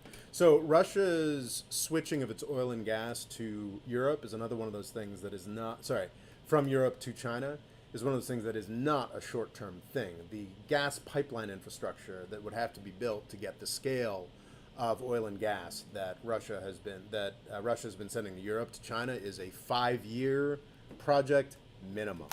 But 5 to 10 years from now, that project will probably be achieved. And folks who are expecting China to sort of take over in the Middle East or start, really getting involved in the Middle East if the U.S. isn't there, might be surprised. China of the 2030s or 2040s could conceivably be getting most of its petrochemicals from Russia, and not really be that interested in diving in the Middle East. That's a real possibility that I hadn't really thought about prior to this. Thank you, Brando Commando. Long time no see, says Brando Commando. Sorry, I'm a broke college kid. We're always happy to see you, Brando Commando, and now that we know that you're a broke college kid, we're very grateful for how generous you are with these super chats. Thank you kindly. D-Man33, has imperial power destroyed America's soul? It's an interesting question. I think there's something inherently corrupting about massive power and about imperial power. Turn up the volume. Shit, am I not being loud enough? I was concerned more about being too loud. Let me know if, do other people think I'm not being loud enough? Okay, some people want the volume to increase. Let's see here. Let's see, how's this? I don't know which way turning this. Did that make it louder? Or is it this? Did that make it louder? No, this makes it louder. Okay. Let me know if this is loud enough. It's telling me it's too loud, but okay. Let's see. So yeah, you guys let me know how the sound is going. Has imperial power destroyed America's soul? Let's see, we got Jack. We got a lot of super chats I'm behind on, Jesus. But has imperial power, how's the sound, everybody? Let me know in the chat. Has imperial power, okay, so power is inherently corrupting, power is inherently damaging, but the United States at its inception had ideas. You can go back to ideas from some founding fathers that had an idea that we'd be attempting to build a sort of empire of liberty or what have you. Already there's no question, I mean, this is a soul that was lost at least 100 years ago with the occupation of the Philippines, but really it's just like, I think it's valuable for nations and people to have really positive self-conceptions of themselves. And I think that I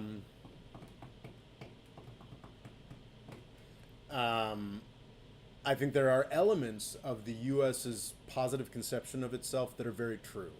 I think we were, the first serious anti-monarchical country. Those revolutions were incredibly positive. That's why I'm so angry that we're keeping absolute monarchy alive in the Gulf. I think that the U.S. public has been at the forefront of a lot of really important things for humanity. I think U.S. inventors, U.S. business, U.S. this, even aspects of U.S. government have been very useful and helpful for humanity. But from the get-go, this idea that has it destroyed our soul? It's one of the things I'm going to talk about in my book is just the incredible. It's kind of the same thing from the start. The United States started out hugging the coast of North America, and then we spent 100 years taking over an entire continent. And yeah, a lot of those people had died from smallpox, but there were still people there. There's something, I think, inherent to America's soul or DNA or whatever you want to call it that's kind of Borg-like, for lack of a better term. It's like we're kind of the Borg. We're kind of we live to assimilate, and first we assimilated a continent, and I'd argue we're already a long way towards assimilating the world. And I think that there's parts of that are Borg. For those of you who are not as nerdy as I, were a sort of cyborg race in the Star Trek universe, and resistance is futile was their motto. And they were all about conquering and absorbing everything. And I think the United States is kind of like that too. And it, especially with Native Americans and what we've done to China and Russia over the past 20 years, is like we'll set the terms of like what it is to interact with us and what you have to do. And both China and Russia and Native Americans for centuries did this, so sort of acting in a more commercial way, providing goods that we needed, providing services to the U.S. economy. And then, we just sort of changed our minds. In the late 19th century, enough people showed up that were like, actually, no, fuck you. We're taking the whole continent and we're going to smash you into smaller and smaller places with the indigenous. And now it's basically even more indefensibly, I think the U.S. defense industry just needed something to do. So we backed Russia and China into a corner, even after they had both changed their systems dramatically to be like us, to satisfy our requirements. So yeah, like it's. I don't know that. I think there are. I love my country. I love so much about my country, but the idea that like there was some Jeffersonian idol in the 19th century or the early 20th century when we were good and humble, and it isn't backed up by the facts. I think that wanting to bring freedom to the world, wanting to bring development to the world is part of the U.S. makeup, but also wanting to subject the world has always been part of the U.S. makeup. And that's very human. I think that's what many folks have done. Jack Hawkins says, turn up the volume. I've attempted to do that. I hope that I did that adequately. Let me know. Scott Locks, in your youth, did you read George Friedman's book on the EU falling apart? Did that influence your earlier doubts about the EU surviving? His feelings today.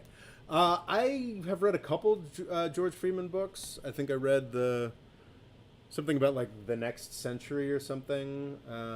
Read that like maybe a decade ago, and then I read the Storm Before the Calm. There's part of me that recoils at the idea that I could be influenced by George Friedman, that hack. But no, I mean he thinks about things in interesting ways, and I often disagree with him. But I mean, like my pessimism about the EU 5 or 6 years ago, which I was wrong about, was related just the constant string of catastrophes that Europe had experienced. Was I but I don't know, maybe I was influenced. If George Friedman talked about in his The Next Century or whatever book, maybe he did talk about the EU falling apart. Maybe that did influence me. I don't know.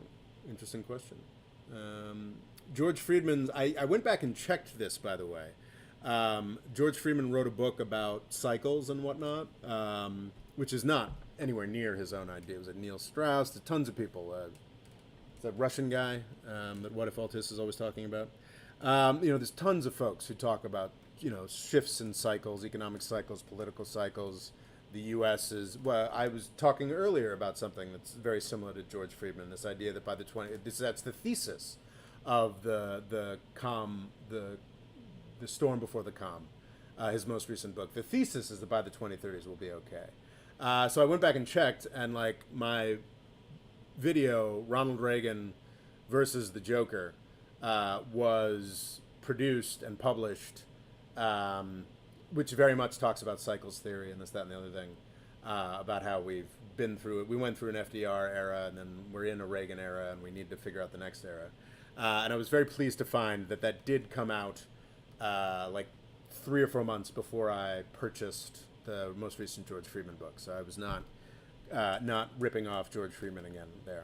So anyway, but yeah, that's an interesting question. I don't recall reading a specific book talking about the EU falling apart, but it's entirely possible that ideas he expressed in like it was like The Next Century or something I read it about a decade ago.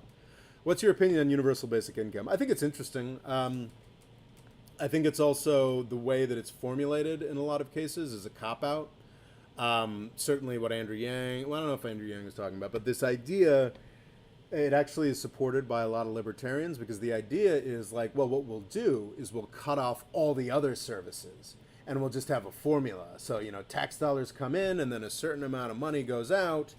And, if you waste that money, or you have too many medical issues, or you're too stupid to manage that money well that you've been given, well, you're fucked, whatever. That's sort of like, that's when like, I don't know if Peter Thiel is currently talking about universal basic income or whatever, but that sort of classic libertarian idea is that like, oh, the government will cut these checks and then it won't have to do anything else. And I think that's deeply wrong. I also think that there are a lot of people in the United States who are more than capable of taking care of themselves. And if we made a few other shifts, I think universal basic income is also something that is beloved of Silicon Valley, because it's a way of looking at the world right now, or the United States economy right now, being like, wow, this is deeply fucked and unequal, but we're making a lot of money. So if we just cut checks to a bunch of people, we can continue taking the lion's share and making obscene amounts of money, and then we'll sort of hand out these party favors or what have you. So I think that those sorts of instincts are behind the universal basic income lobby, for lack of a better word. I think that there are aspects of that that are a really good idea. I think that we had essentially a universal basic income in this country for the first year and a half of COVID. I think there's a lot of folks there's this cliche that, oh, they sent out one $1,400 check and then they sent out another $2,000 check, and that is deeply incorrect. If you lost your job in the United States in 2020, and this is key, and you were capable of accessing your state unemployment funds, you lived in a state, unlike I think Florida was horrific on this, but if you lived in a functioning state with unemployment insurance, you not just got the state unemployment insurance funding, which is inadequate everywhere, you also got a massive top-up that in most cases doubled or more the amount that the state was giving you from the federal government. This unemployment insurance was from the CARES Act, was continued in the American Recovery Plan. So if you lost your job in the United States, I do have one friend who did this, you could make as much money as you were making before you lost your job, and you could do it for 18 months with very little questions asked. And I think that did incredible good. But there, of course, should my able-bodied friend have been able to take advantage of that for 18 months? Probably not. But there are questions around that, but also the incredible benefits that folks who were working 4 jobs, had kids, had in terms of being able to get out of debt, like this, that, and the other thing. I guess, I think that there does need to be some kind of means testing. I do think that more money for poor people is a really great idea. And we need to figure out intelligent ways to institutionalize that. But I think this idea that everybody's going to need to get a universal basic income is organized mostly around, or is motivated mostly by the idea that like Silicon Valley wants the party to continue, or like the Reagan era to continue more broadly, just like rich folks getting as large a slice of the pie as they have and just giving a little bit back so nothing else changes. Um, that's my general opinion on the universal basic income. Fadel asked, the African Union does not get talked out about enough. That's very true. The African Union, not founded exclusively by Gaddafi, but he certainly, I think, Muammar Gaddafi, the lunatic strongman of Libya, was a guy who was flexible. He sort of was Saddam Hussein before he was Saddam Hussein. He made a lot of progress and gained power and infamy as sort of the biggest enemy of the West. And then in 2003 or 2004 or so, he decided that wasn't such a great idea anymore, so he stopped. I think he spent most of his early decades in power setting up a succession of go-nowhere Arab unification schemes. He's sort of, I guess, probably the last of the pan-Arabs. I guess you could talk about Saleh as the last of the great pan-Arab strongmen, sort of legacy of Nasser, an older idea of Arab unity than the more religious ones that came after. And I think in 2003, 2004, he sort of realized that wasn't going to happen and decided to be more about Pan-African unity. Not that he didn't always have elements of Pan-African unity, like invading Chad or what have you. But I think he funded the sort of startup of the African Union, which is a fascinating institution that has almost endless potential. I think it's already, I think it's compared to sort of Mercosur or other sort of less than impressive attempts at regional unification, and I think that's unfair. I think the African Union already plays a significant role in policing the governments of these countries, of countries in Africa. I've certainly read Western criticism that the African Union doesn't go far enough in criticizing African countries, to which the African Union, I think, is entirely justified in pointing to the U.S. or the Europe complaining about that and saying, fuck you! Because, the African Union has its own approach to things. And I think that is great, especially in the context of sort of the International Criminal Court that is, based in Europe and seems exclusively about prosecuting Africans. It's kind of messed up. But anyway, the African Union, very interesting institution. Of course, Gaddafi was sort of a large contributor, and as with many things in Africa, the African Union is probably suffering without those resources. But it's a very interesting institution, and I think it's got a great future. I hope that was adequate talking about the African Union for you, Fadel. Austin LaPlante says, what do you think of Turkey's future? What if all this keeps talking about Neo-Ottoman Empire? I spent a lot of time mocking Neo-Ottoman Empire, but it's what we have in Syria. Like, there is a Neo-Ottoman Empire in Syria developing. Like, that's what's going on there. There are now significant geographical chunks of Syria that have been controlled by Turkey for 6 or 7 years now. He's trying to come up with justifications to go for more of it. If he were, interestingly, one of the most anti-Turkish areas of Syria would be Latakia, which is all that stands in between Turkey and Lebanon. I mean, I don't know if it's true at this point, but honestly, if you told most Lebanese, 2 or 3 years from now, because I don't think things are going to improve, that Turkey was taking over, I don't think many Lebanese would complain about that. Obviously, that's a little sci-fi. That's a little far future, but yeah, I've mocked the idea of Turkey's Neo-Ottoman Empire for a long time, but 6 years later, there is a real Turkish empire in Syria. I think that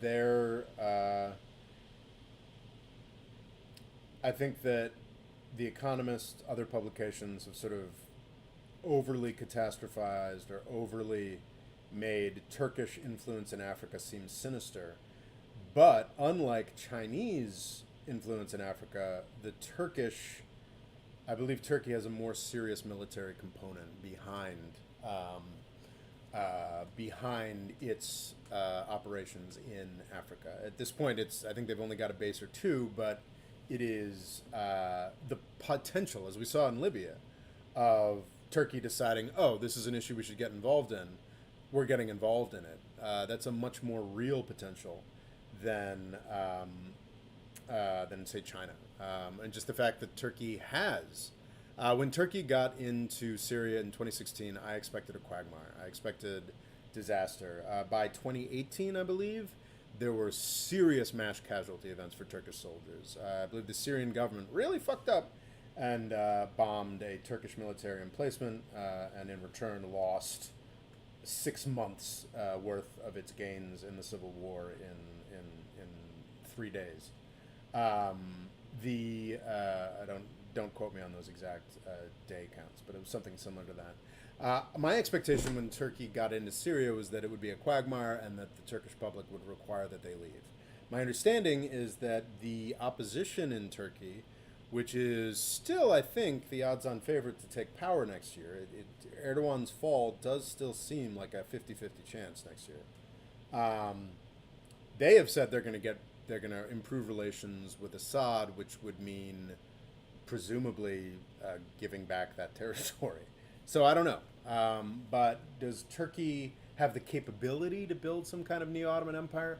I think that the United States would have to get much more interested in fucking up the Middle East, because the only places where Turkey has been able to exert imperial type influence in a serious way with a military edge would be Libya and Syria, two places destroyed by the United States.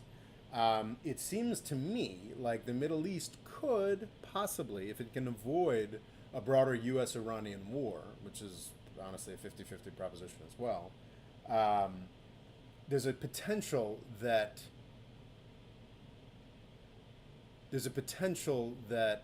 the Middle East could be getting a reprieve, the way that Southeast Asia did at the end of the 1970s, or Latin America did in the 1990s. It's possible that the United States will be focused enough on Russia and Ukraine and focused enough on dick waving around Taiwan that our involvement in Middle East warring will fall off. And if U.S. involvement in destroying Middle Eastern countries falls off, then Turkey doesn't really have an opening.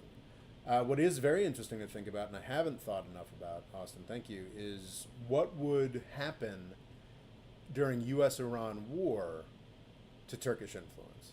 Because I think Turkey would pretty quickly get on board with helping the United States crush the only other powerful country in the Middle East. So what would that mean in practice?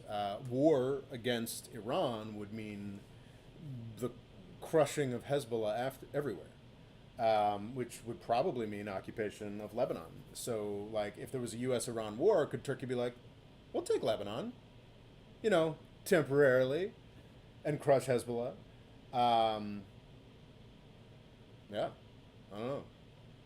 That's an interesting question, because like Hezbollah, a lot of Hezbollah's power in Lebanon comes from the universal loathing of Israel, the idea that another religion would take over Jerusalem, things like that. Like after the set of assholes that have been ruling Lebanon for the past entire independence period, how angry would the Lebanese people be if the Turks came in to crush Hezbollah?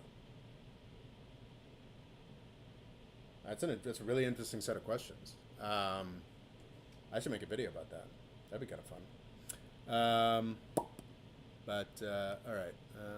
He is echoing Zehan. You're fine. Good enough. Loud enough. That is great. Good enough for me. Better. Good. Okay. Please talk about the future of Europe. Do I have any more? No more super chats. My God. Logo, you're doing good work. Deleting dumbass chats. I appreciate that. Talk more about the future of Europe. I have not been studying Europe much recently. I've been deep diving on Yemen. I've been catching up on China. I've been, yeah, Europe, the future of Europe.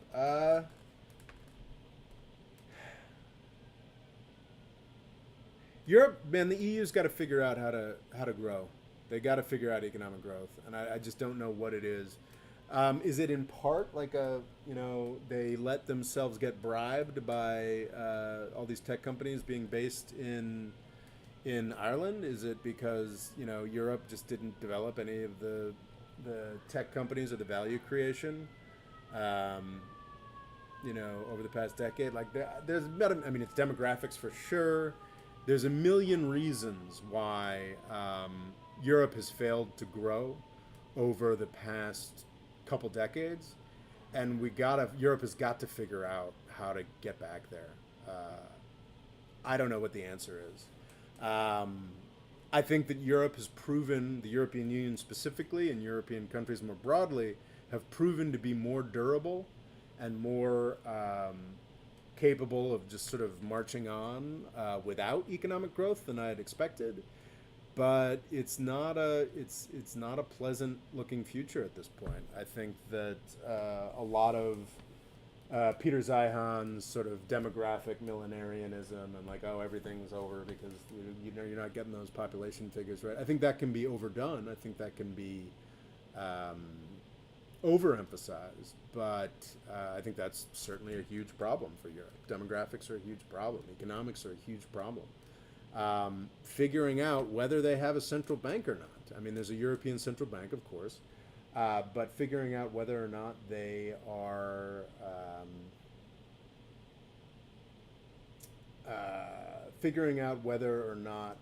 a fiscal and monetary union as well is something they need to do. They just need to sort that out. They've neglected to do that. Who knows? Maybe Germany getting knocked off its pedestal a bit, as it certainly has been through the Russia-Ukraine crisis. Maybe that'll be good. Maybe you'll get Germans and others thinking about a more equitable way to return to more serious economic growth. But yeah, we're just not seeing that. Will Turkey annex northern Cyprus? I don't think so. Well, I guess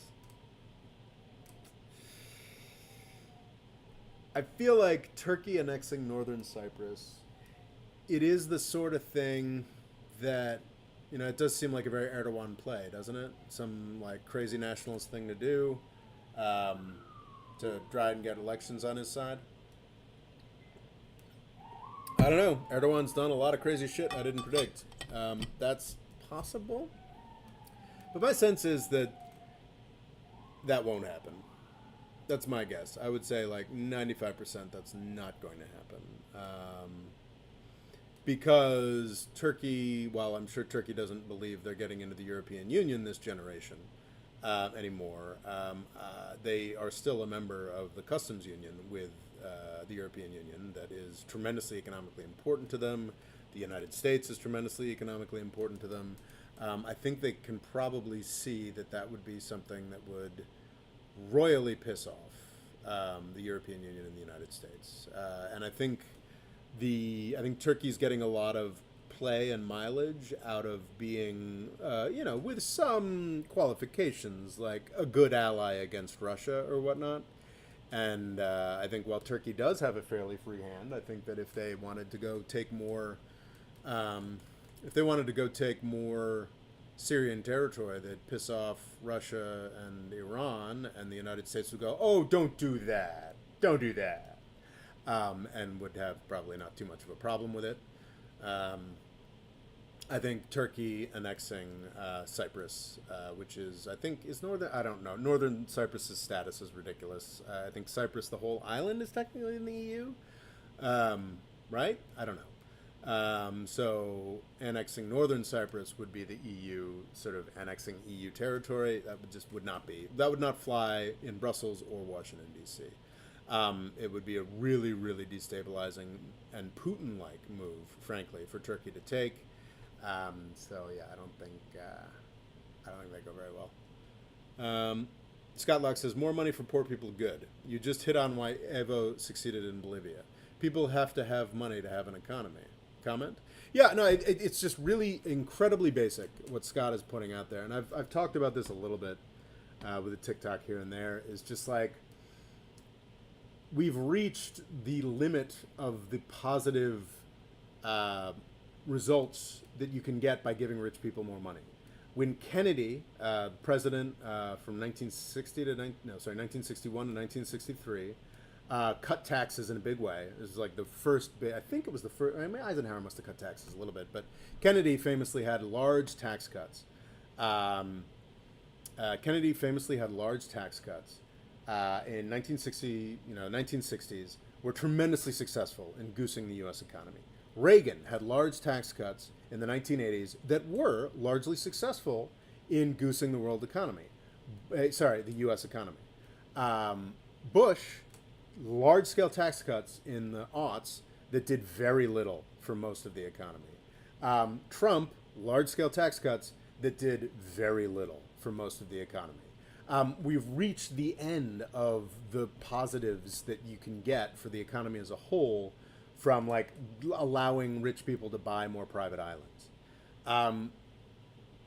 We need to try giving poor people money. What built the incredible mid-century prosperity of the United States that still, most Republicans are like, oh, wow, the 1950s, wasn't that amazing? That was built by redistribution. That was built by not giving that much, by taking just a slice of the money that rich people had and giving it to poor people. That's what it was. It was redistribution that built the, golden oldie days of the U.S. economy that probably every Republican thinks about. So yeah, I think that it's time. I'm somebody definitely in the top 20%. I came from a comfortable background, and I've been lucky on the stock market. This is why I'm still doing this YouTube thing for not much money.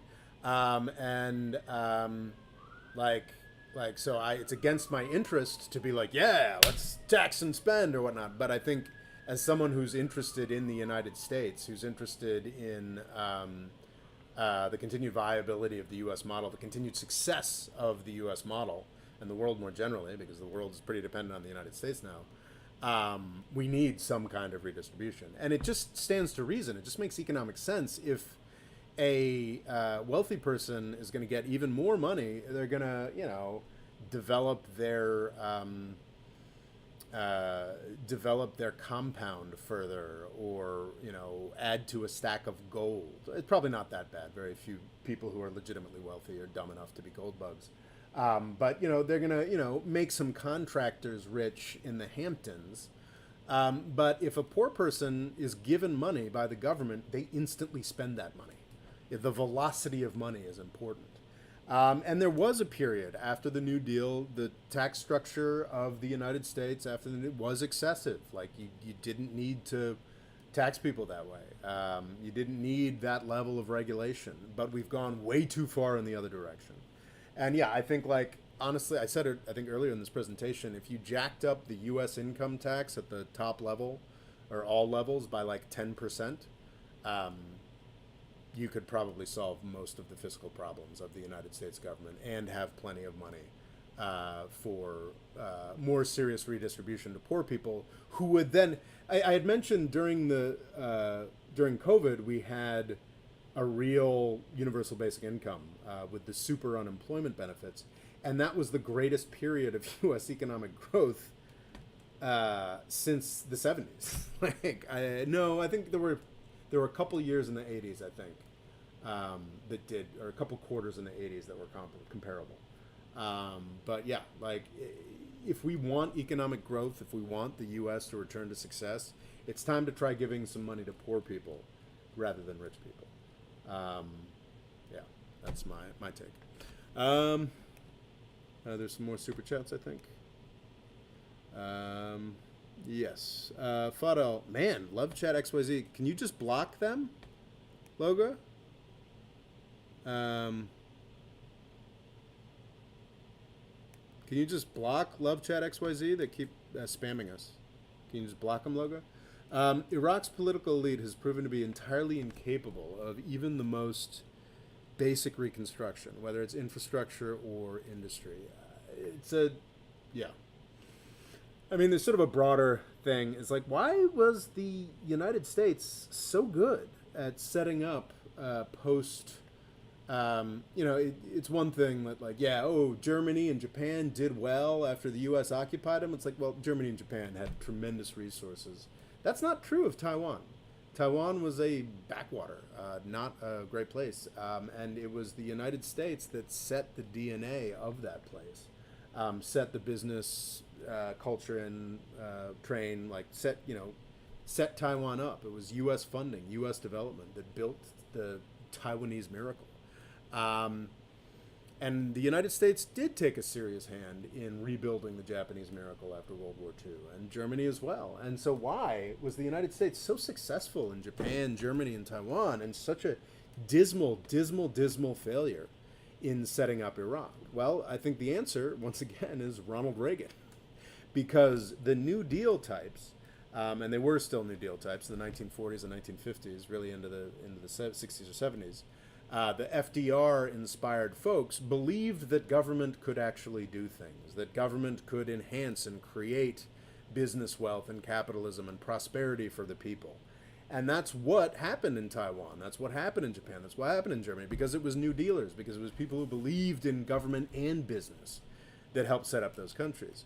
I've said in the United States that Reaganism, put broadly, the sort of libertarianism, pro-business thinking, was tremendously useful and helped the United States become wealthy and dynamic again in the 80s and 90s.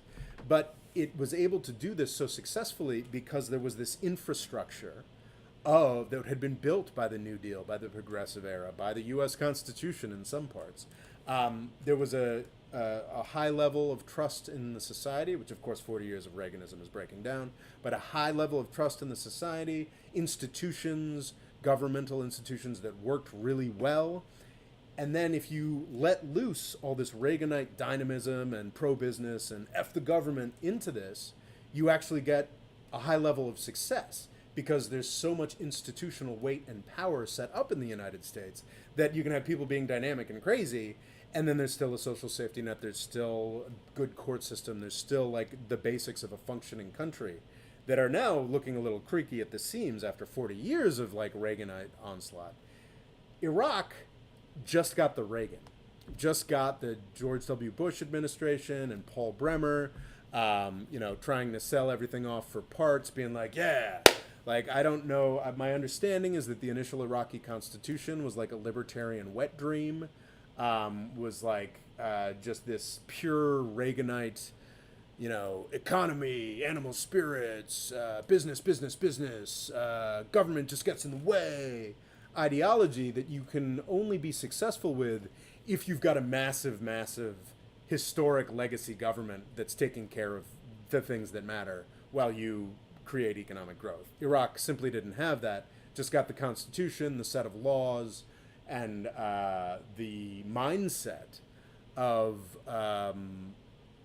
anarchists, pro-business anarchists. So Iraq was set up to fail. At this point, Iraq has a number of corrupt politicians who share a great deal of blame for Iraq's continued failure. But I think Iraq is failing in an interesting way. I think, obviously, I say that as a luxury of someone who does not have to be in Baghdad with 120 degree Fahrenheit temperatures and no air conditioning. But I do see hope for Iraq, where I don't see it for Syria or Lebanon. So I don't know. I hope that was helpful, Flaw.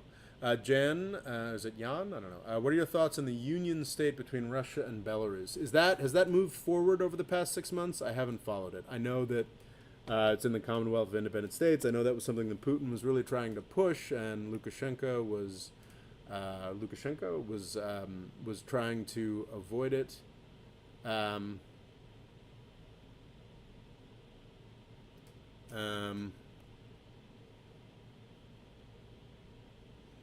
And then, of course, when there was an uprising against Lukashenko in Belarus, he decided to become Putin's friend again and started wanting to participate in some kind of union state or be more open to it. But unfortunately, Jan or Jan, I don't have detail on this. I haven't looked into it recently.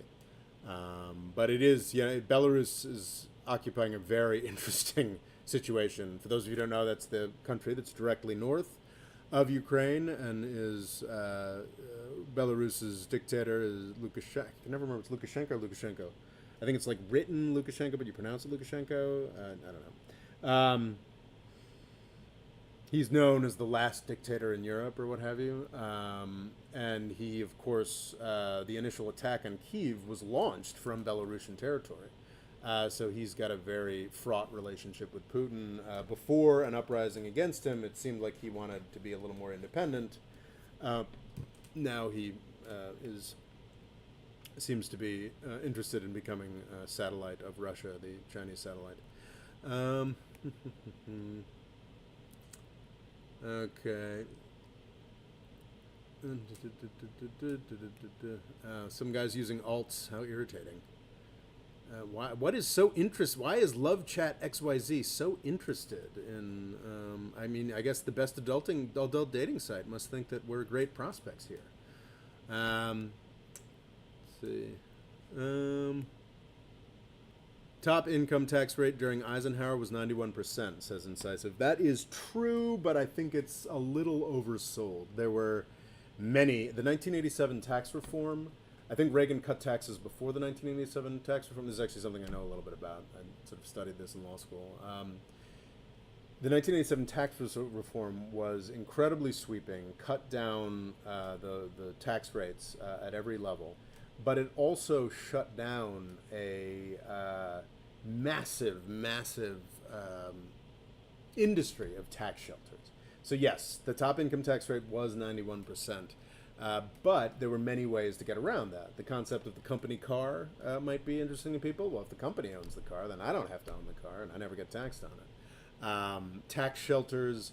There's a theory. One of the first localized real estate busts that I became aware of. I didn't become aware of it as it was happening, but later, as an adolescent, was the great East Coast real estate bust of the late 1980s and early 90s.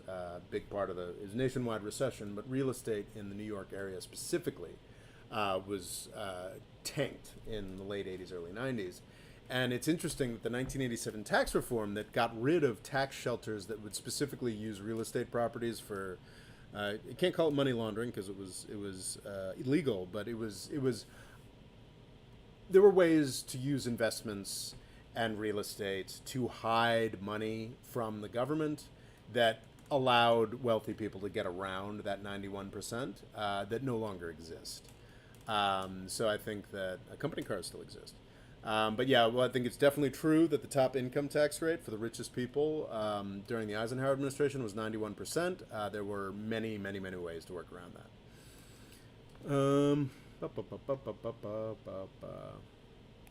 Loga, you're doing good work. I'm sorry that that guy keeps showing up again. Thoughts? Oh my God, he's there again, that motherfucker. Why is the best adult dating site so goddamn interested in us? Thoughts on Viktor Orban and the GOP? Yeah, Viktor Orban is a troll. I mean, he really is. I think Hungary has got a serious population of resentful folks who even are still angry about the Treaty of Trianon 100 years later. There's a lot of Hungarians who believe that Croatia and a variety of other countries or chunks of countries, especially Transylvania and Romania, belong to them. And I think he finds electoral success by pandering to these ideas of Hungarian greatness that are frankly ridiculous when you consider that Hungary's economic successes, such as they are over the past 30 years, are entirely dependent on handouts from the European Union. But on the other hand, I do see some scope. I find Viktor Orban less tolerable than I do the nationalists of Poland. Hungary and Poland are countries that were under subjection from the end of, in Poland's case, for 200 years, with a brief interval, which was, I think, taken up mostly by dictatorship between World War I and World War II. But Hungary, from World War I I guess they had their own dictator in between World War One and World War Two, but felt that they had been mutilated during that period, and then subjected to Soviet communism for 60 years, and then all of a sudden they joined the EU for the handouts.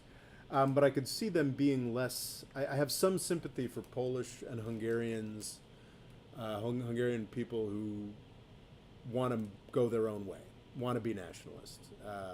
They haven't had much of a chance to do that. And I can see why standing up to Brussels wouldn't just be a positive political stance to take, would also be something that would rationally appeal to a lot of Europeans. So that said, I think Orban as just repeatedly goes too far and is kind of an irritating figure, just considering how dependent he is on European funds to just constantly bite the hand that feeds him. But because he's such a troll, he has built up the affections of the Republicans as well, and was invited to go speak at CPAC, their sort of business anarchist place. So yeah, I don't have much to say about Orban and the sort of Conservative Political Action Committee. Is that what CPAC stands for? It's a sort of gathering of the loons that conservatives participate in every year. We've still got 90 people watching, so I'm tempted to keep going. But I think we're down to the last 3 minutes, and I've got a busy day. So we're at that point where I'll keep talking if you send me a super chat, which is terribly grifty, but hey, man, you guys got to eat. So yeah, I should start pitching. I will start spieling until I've got another super chat to talk about. My name is Robert Morris. I try to do something every Tuesday on here, a longer thing every day, every Tuesday on YouTube. I have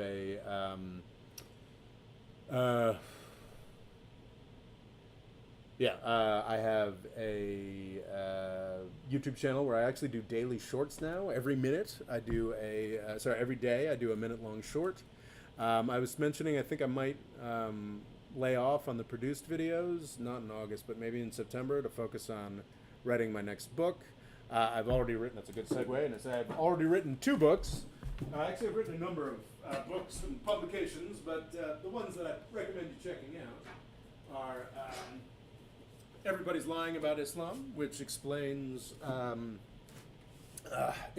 U.S.-Saudi relationship at the root of pretty much all the terrorism you've heard about over the past 20 years.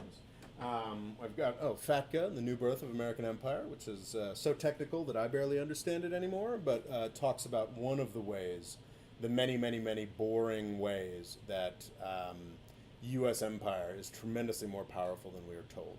And then Avoiding the British Empire, this doorstop of a book I spent 3 years writing, talking about the British Empire and how the United States is making a lot of the same mistakes that the British Empire did, and how the two are much more similar than than is currently advertised. These are available in paperback and Amazon Kindle form on the Amazon website.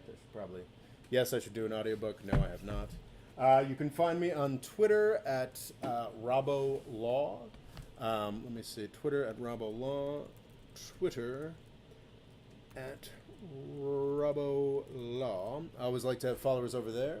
I'm also on TikTok now. Confusingly, on YouTube, I'm on TikTok as Mo Freedom Foundation, whereas on YouTube, it's Mo Freedom Foundation. On TikTok, it's More Freedom Foundation. I also have an Instagram now. Mostly just to make sure nobody else got that Instagram, which is also More Freedom Foundation, which is where I pretty much put the same content that I put on TikTok. Anyway, we do have one more super chat. Have I pitched everything I have to pitch? I think so. Yes, also please consider signing up on Patreon. There are 2 events every month, only for the patrons. We've got, this is the big public live chat for the month. Maybe I'll do another one this month, maybe I won't. But there is a private chat where I attempt to answer every single question that folks give me. Patrons give me questions a couple days in advance, and I look into it. And it's also my sense of what has happened that's important over the past month, That's the patrons only newscast that happens every month. And there's also just the Discord chat that we do for 2 hours every month as well, which is just, shooting the breeze, talking about whatever folks want to talk about. And it's nice because I get to sort of see the faces and hear the voices of the patrons. If you sign up on Patreon, you will have that available to you. Plus, the various writings I do about each video. Anyway, that's all the pitching. Let's see. Fadal, my last super chat. If you want to keep going after I answer this Fadal question, I've done all my pitching, so I'll need more super chats. Fadal, debathification of Iraq got rid of every competent person in Iraq, whether it was people working industry to local city councils and education. Yeah, it's an absolute. We basically made every sort of secular-oriented political person in Iraq untouchable, and then wondered why the region dissolved into nasty jihadi terrorism within the decade. It's just it's the utter incompetence. It's actually kind of dangerous in a way how incompetent the Bush administration's approach to Iraq was, because it's very easy for other military-industrial complex people or folks in sort of the broader apparatus to sort of tell themselves that, well, Bush was bad, Bush was stupid, Bush was the problem. If we took over another country, we'd do a much better job than Bush and his gang of stupid people. Like, the problem is invading and occupying and taking over other countries. That's the problem, not just the fact that Bush was a moron. Bush and his people were dumb as dog shit. But Bush and his people were dumb as dog shit. They were fooled by, I think, their ideology of sort of business fundamentalism. And they were also just personally stupid. They just made the worst choices over and over again all the time. There's this concept of, I talked about a while ago, of being bureaucratically brilliant. It's funny, at the beginning of the Bush administration, I think things were still at the case where, there was a big glamour. Annie Leibovitz, is that her name, took a bunch of photographs, certainly didn't happen for the Trump administration, about how great these Republicans were, and, it was the cover of, was it Vanity Fair, or anyway, whatever. Like, there was sort of, they were embraced as a bunch of really brilliant, experienced people. The Bush administration was seen as actually one of the more experienced administrations there had ever been, and that was true. Dick Cheney, Rumsfeld, Colin Powell, many other figures at lower levels had deep experience in the Reagan, Bush administrations. Even, I think, was Dick Cheney, was he Gerald Ford's chief of staff or something like that? So these were folks with decades of experience who really knew how to make Washington, D.C. do what they wanted. And they did. They got Washington, D.C. to do what they wanted. They manipulated the U.S. government into making some of the dumbest decisions in U.S. history. Bureaucratically brilliant people. Fucking morons when it came to everything that mattered. And I think that's actually very tempting to people of a U.S. imperial bent, because they're like, no, you don't understand. As long as we're just not as stupid as the Bush administration people were, we'll do a better job, which is, I think, kind of a dangerous line of thought. There was another super chat, wasn't there? Here we are. Brave Sailor asks, how do you think the decline of religion and gun ownership will affect the politics of the USA? So it's the decline of religion and the acceleration of gun ownership. I do worry a lot about the decline of religion, actually. I'm pretty enthusiastically agnostic myself. I find militant atheism just as off-putting as the idea that, some old book of poetry tells us what God thinks. So I don't really have any personal investment in any kind of organized religion, but I think it's important, and I think it is valuable, and I think it has provided a lot of cultural connection and social capital. It's even the terminology that I use is Reaganite, but It's provided a lot of value. It provides community. Religion provides connections. It is interesting the extent to which it was inadequate, but I think we have this can fall into this mistaken view that social welfare provision began in the 19th century when and American governments started providing it. And that's simply not true. Religious institutions provided welfare prior to that. Was it inadequate? Was it not comparable to what we've got today? Obviously, that describes most of things in the world. But no, I mean, religious institutions, religious belief is tremendously important, and obviously, the rise of Trump is an indication that even the folks who claim to be the most serious about religious belief don't actually have any, or don't have any broader sense of community. I think that there was a lot of the history of progressive causes, almost all of the history of progressive causes in the United States up until the 1960s and 1970s is religious. It's just, civil rights movement, Reverend Martin Luther King led that. And the abolitionists a century before him of all races were also, to a large extent, religiously motivated. Certainly in Britain, William Wilberforce, I believe, was some variety of dissenting Christian, and very serious about it. William Wilberforce is the sort of turn of the 1700s to 1800s, huge advocate for slavery abolition. So yeah, I worry about that a lot. I think that religion can and does have negative aspects to it, but I also think the United States is really losing something important. I have a lot of friends from the Midwest and great guys and gals, and I think all of them were raised in some sort of religion, and none of them go to church anymore, or all of them, or most of them, and it's I think it's something serious that U.S. culture is losing, because Christianity does, no matter how warped as it can be, there is an ethos in Christianity of caring about your fellow man, caring about your fellow people. Being in Turkey during the Syrian war and the refugee influx, Catholic Charities was still a huge, huge player in feeding people, But anyway, that instinct, losing that instinct on the world scene isn't just bad. I think the fact that Britain, after hundreds of years of tradition as being a welcoming place for refugees, where every political dissident in the world lived in London, has now become draconian. I mean, the United States has a terrible, awful Byzantine system of trying to become a citizen in the United States. Britain has one of those too, but in the United States, you'll eventually probably become a citizen if everything works out. In Britain, you probably won't. So Britain, I think, has turned against its centuries of welcoming dissidents and refugees.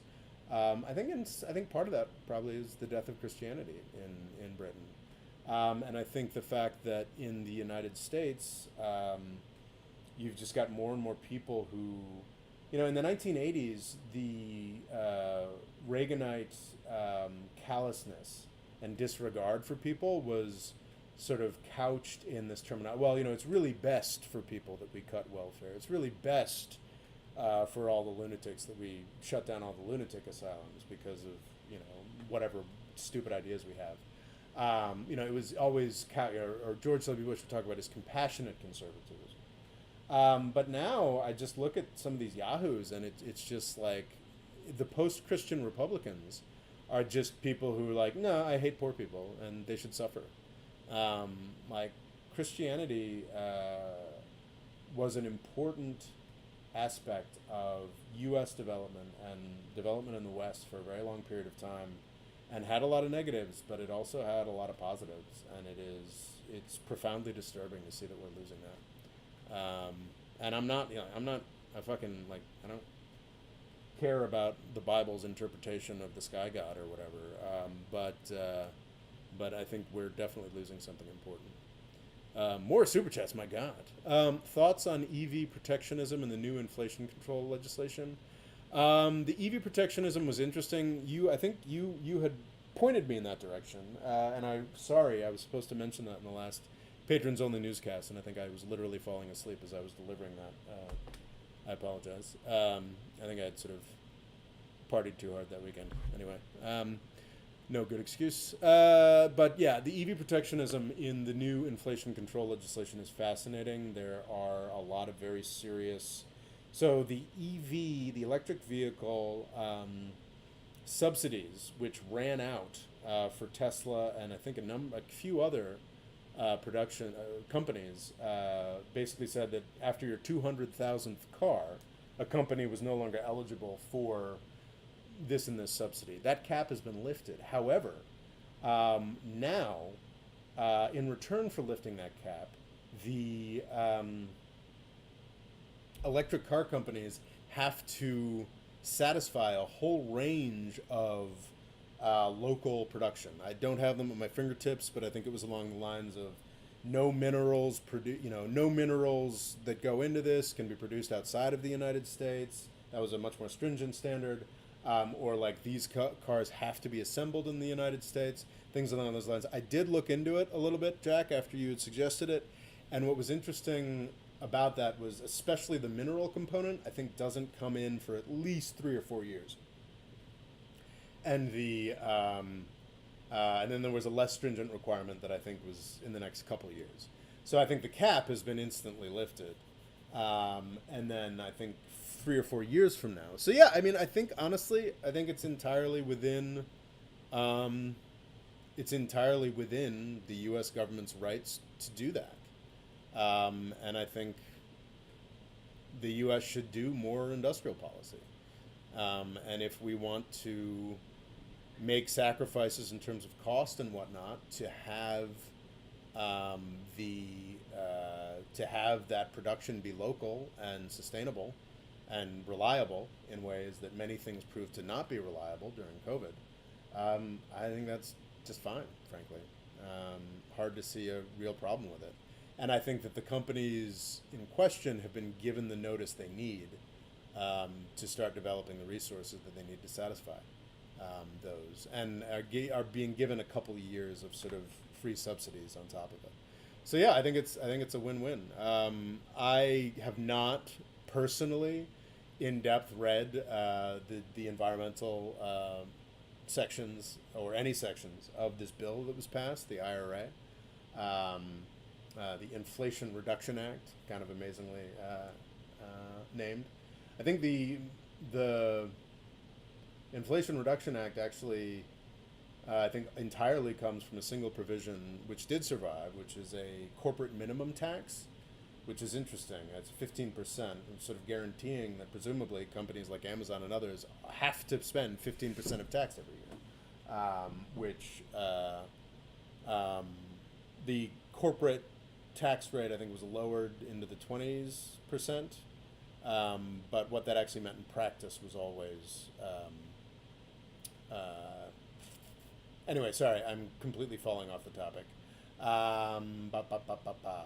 It does reduce inflation. I think the EV requirements, the protectionist EV requirements, are fine. Actually, I own some stock in a Chinese electric car company, and now I'm like, maybe I should sell that.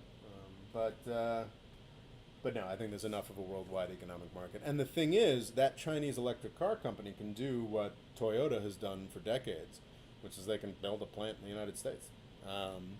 But I think Jack is right that the requirements there are even more intense than the sort of standard Japanese approach.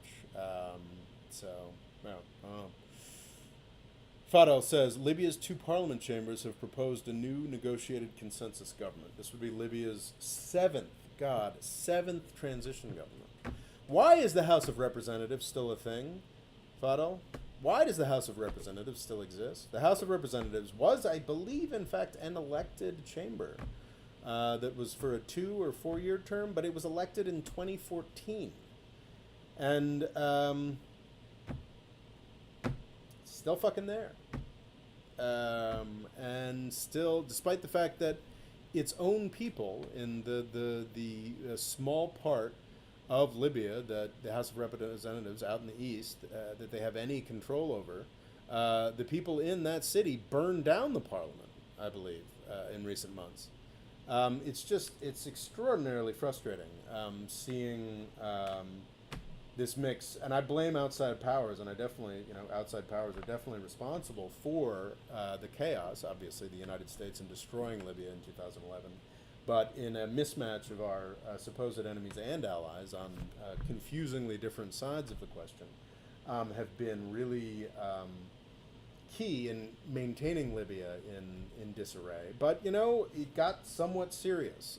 A UN representative, I think significantly from the United States, isn't she from the U.S.?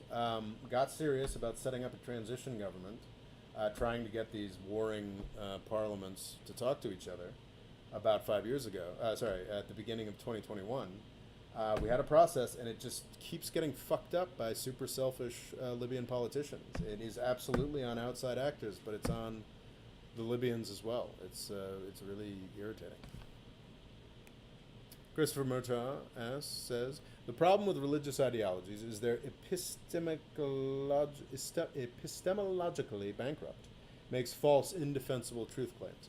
This makes it more difficult to debate changes to offer improvements to society. I'm totally on board with that.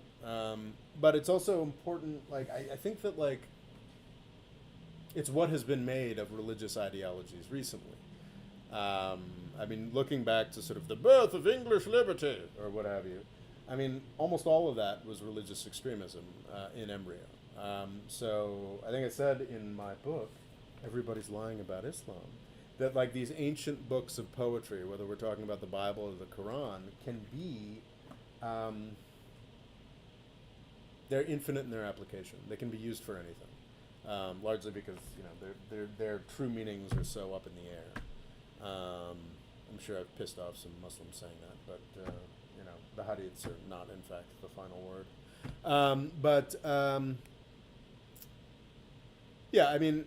Yes, absolutely.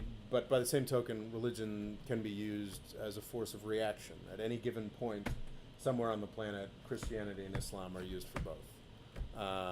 And there's no question that religion is fading for very, very good reasons.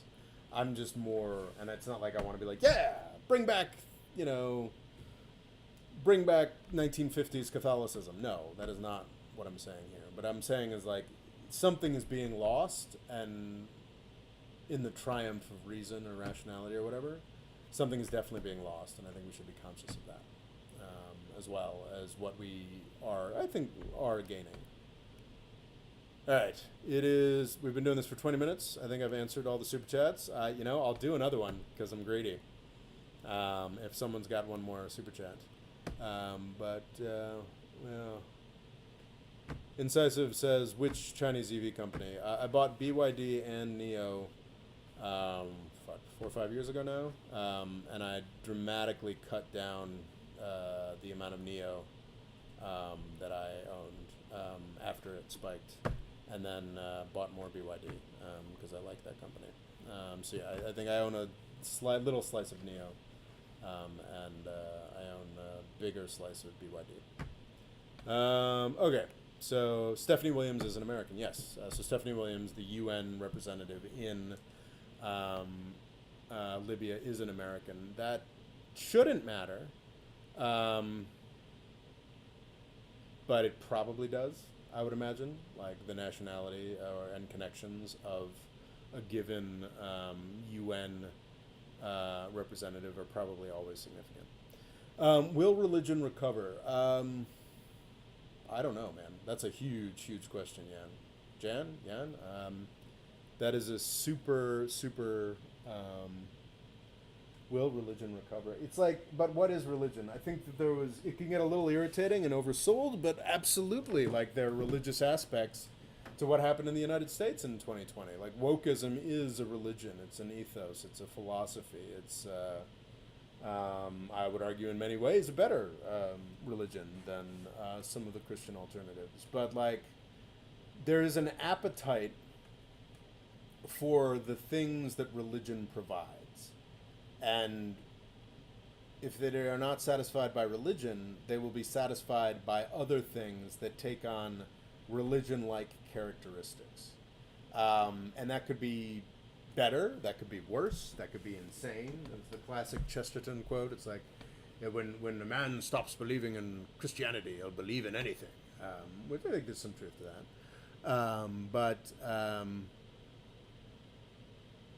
Let's see. Will religion recover? I just don't know what will happen.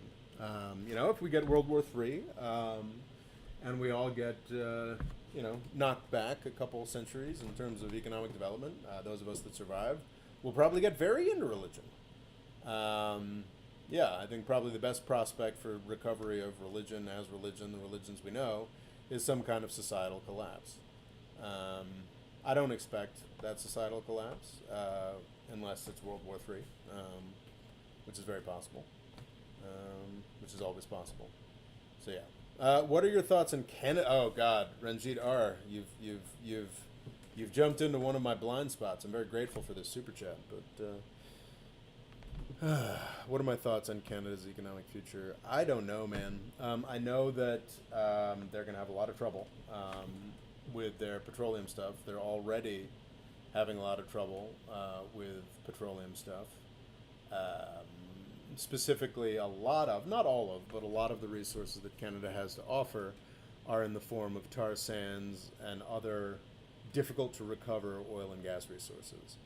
Just the sheer scale of Canada, and there not being much. There are not, in Williston, in South Dakota, which is a somewhat remote area, or the backwards, the backfields of Oklahoma.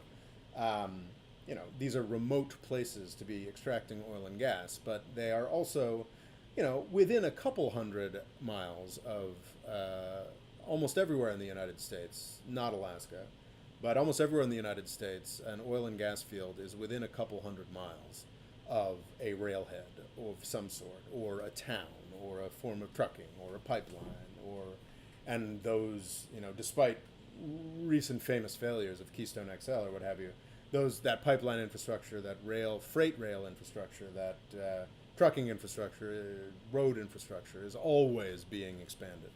In Canada, even when we're not talking about tar sands, we're talking about if you want to access a lot of the oil and gas resources that Canada has to offer, you need to build a new pipeline or a new railway or a new set of highways. That shit's just expensive, even the stuff that's not tar sands. And every mile you have to transit oil and gas is expensive. So Canada I don't know what the percentages are, but Canada is very reliant on oil and gas. I don't know if it's 20%, I don't know if it's 60% of its exports. But even if it's just 20%, it's a huge, huge deal for Canada. And I think that is something that is already, since 2014, been less of an economic boon than it used to be. And I think that's going to continue to decline. That said, Canada is a highly educated place, filled with highly educated people, motivated entrepreneurial folks. It's got a great socialized medicine system. I'm pretty optimistic about Canada.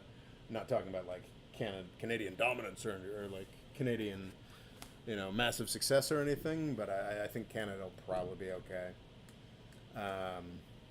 Those are my thoughts on Canada's economic future. I think Canada will probably be okay. So yeah, I've done my pitching. I've been here for an hour and a half. I need to make myself some lunch before I make it onto my 4 o'clock. Anyway, y'all are the best. Folks, not just the super chatters, but especially the super chatters, but folks showing up, participating. This is, I think, rather large group of folks. We had 100 people watching for quite some time.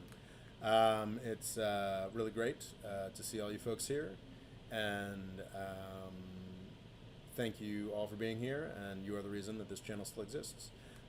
So yeah, thanks so much, and please do subscribe to all of my things. There's a Twitter, there's an Instagram, there's a TikTok.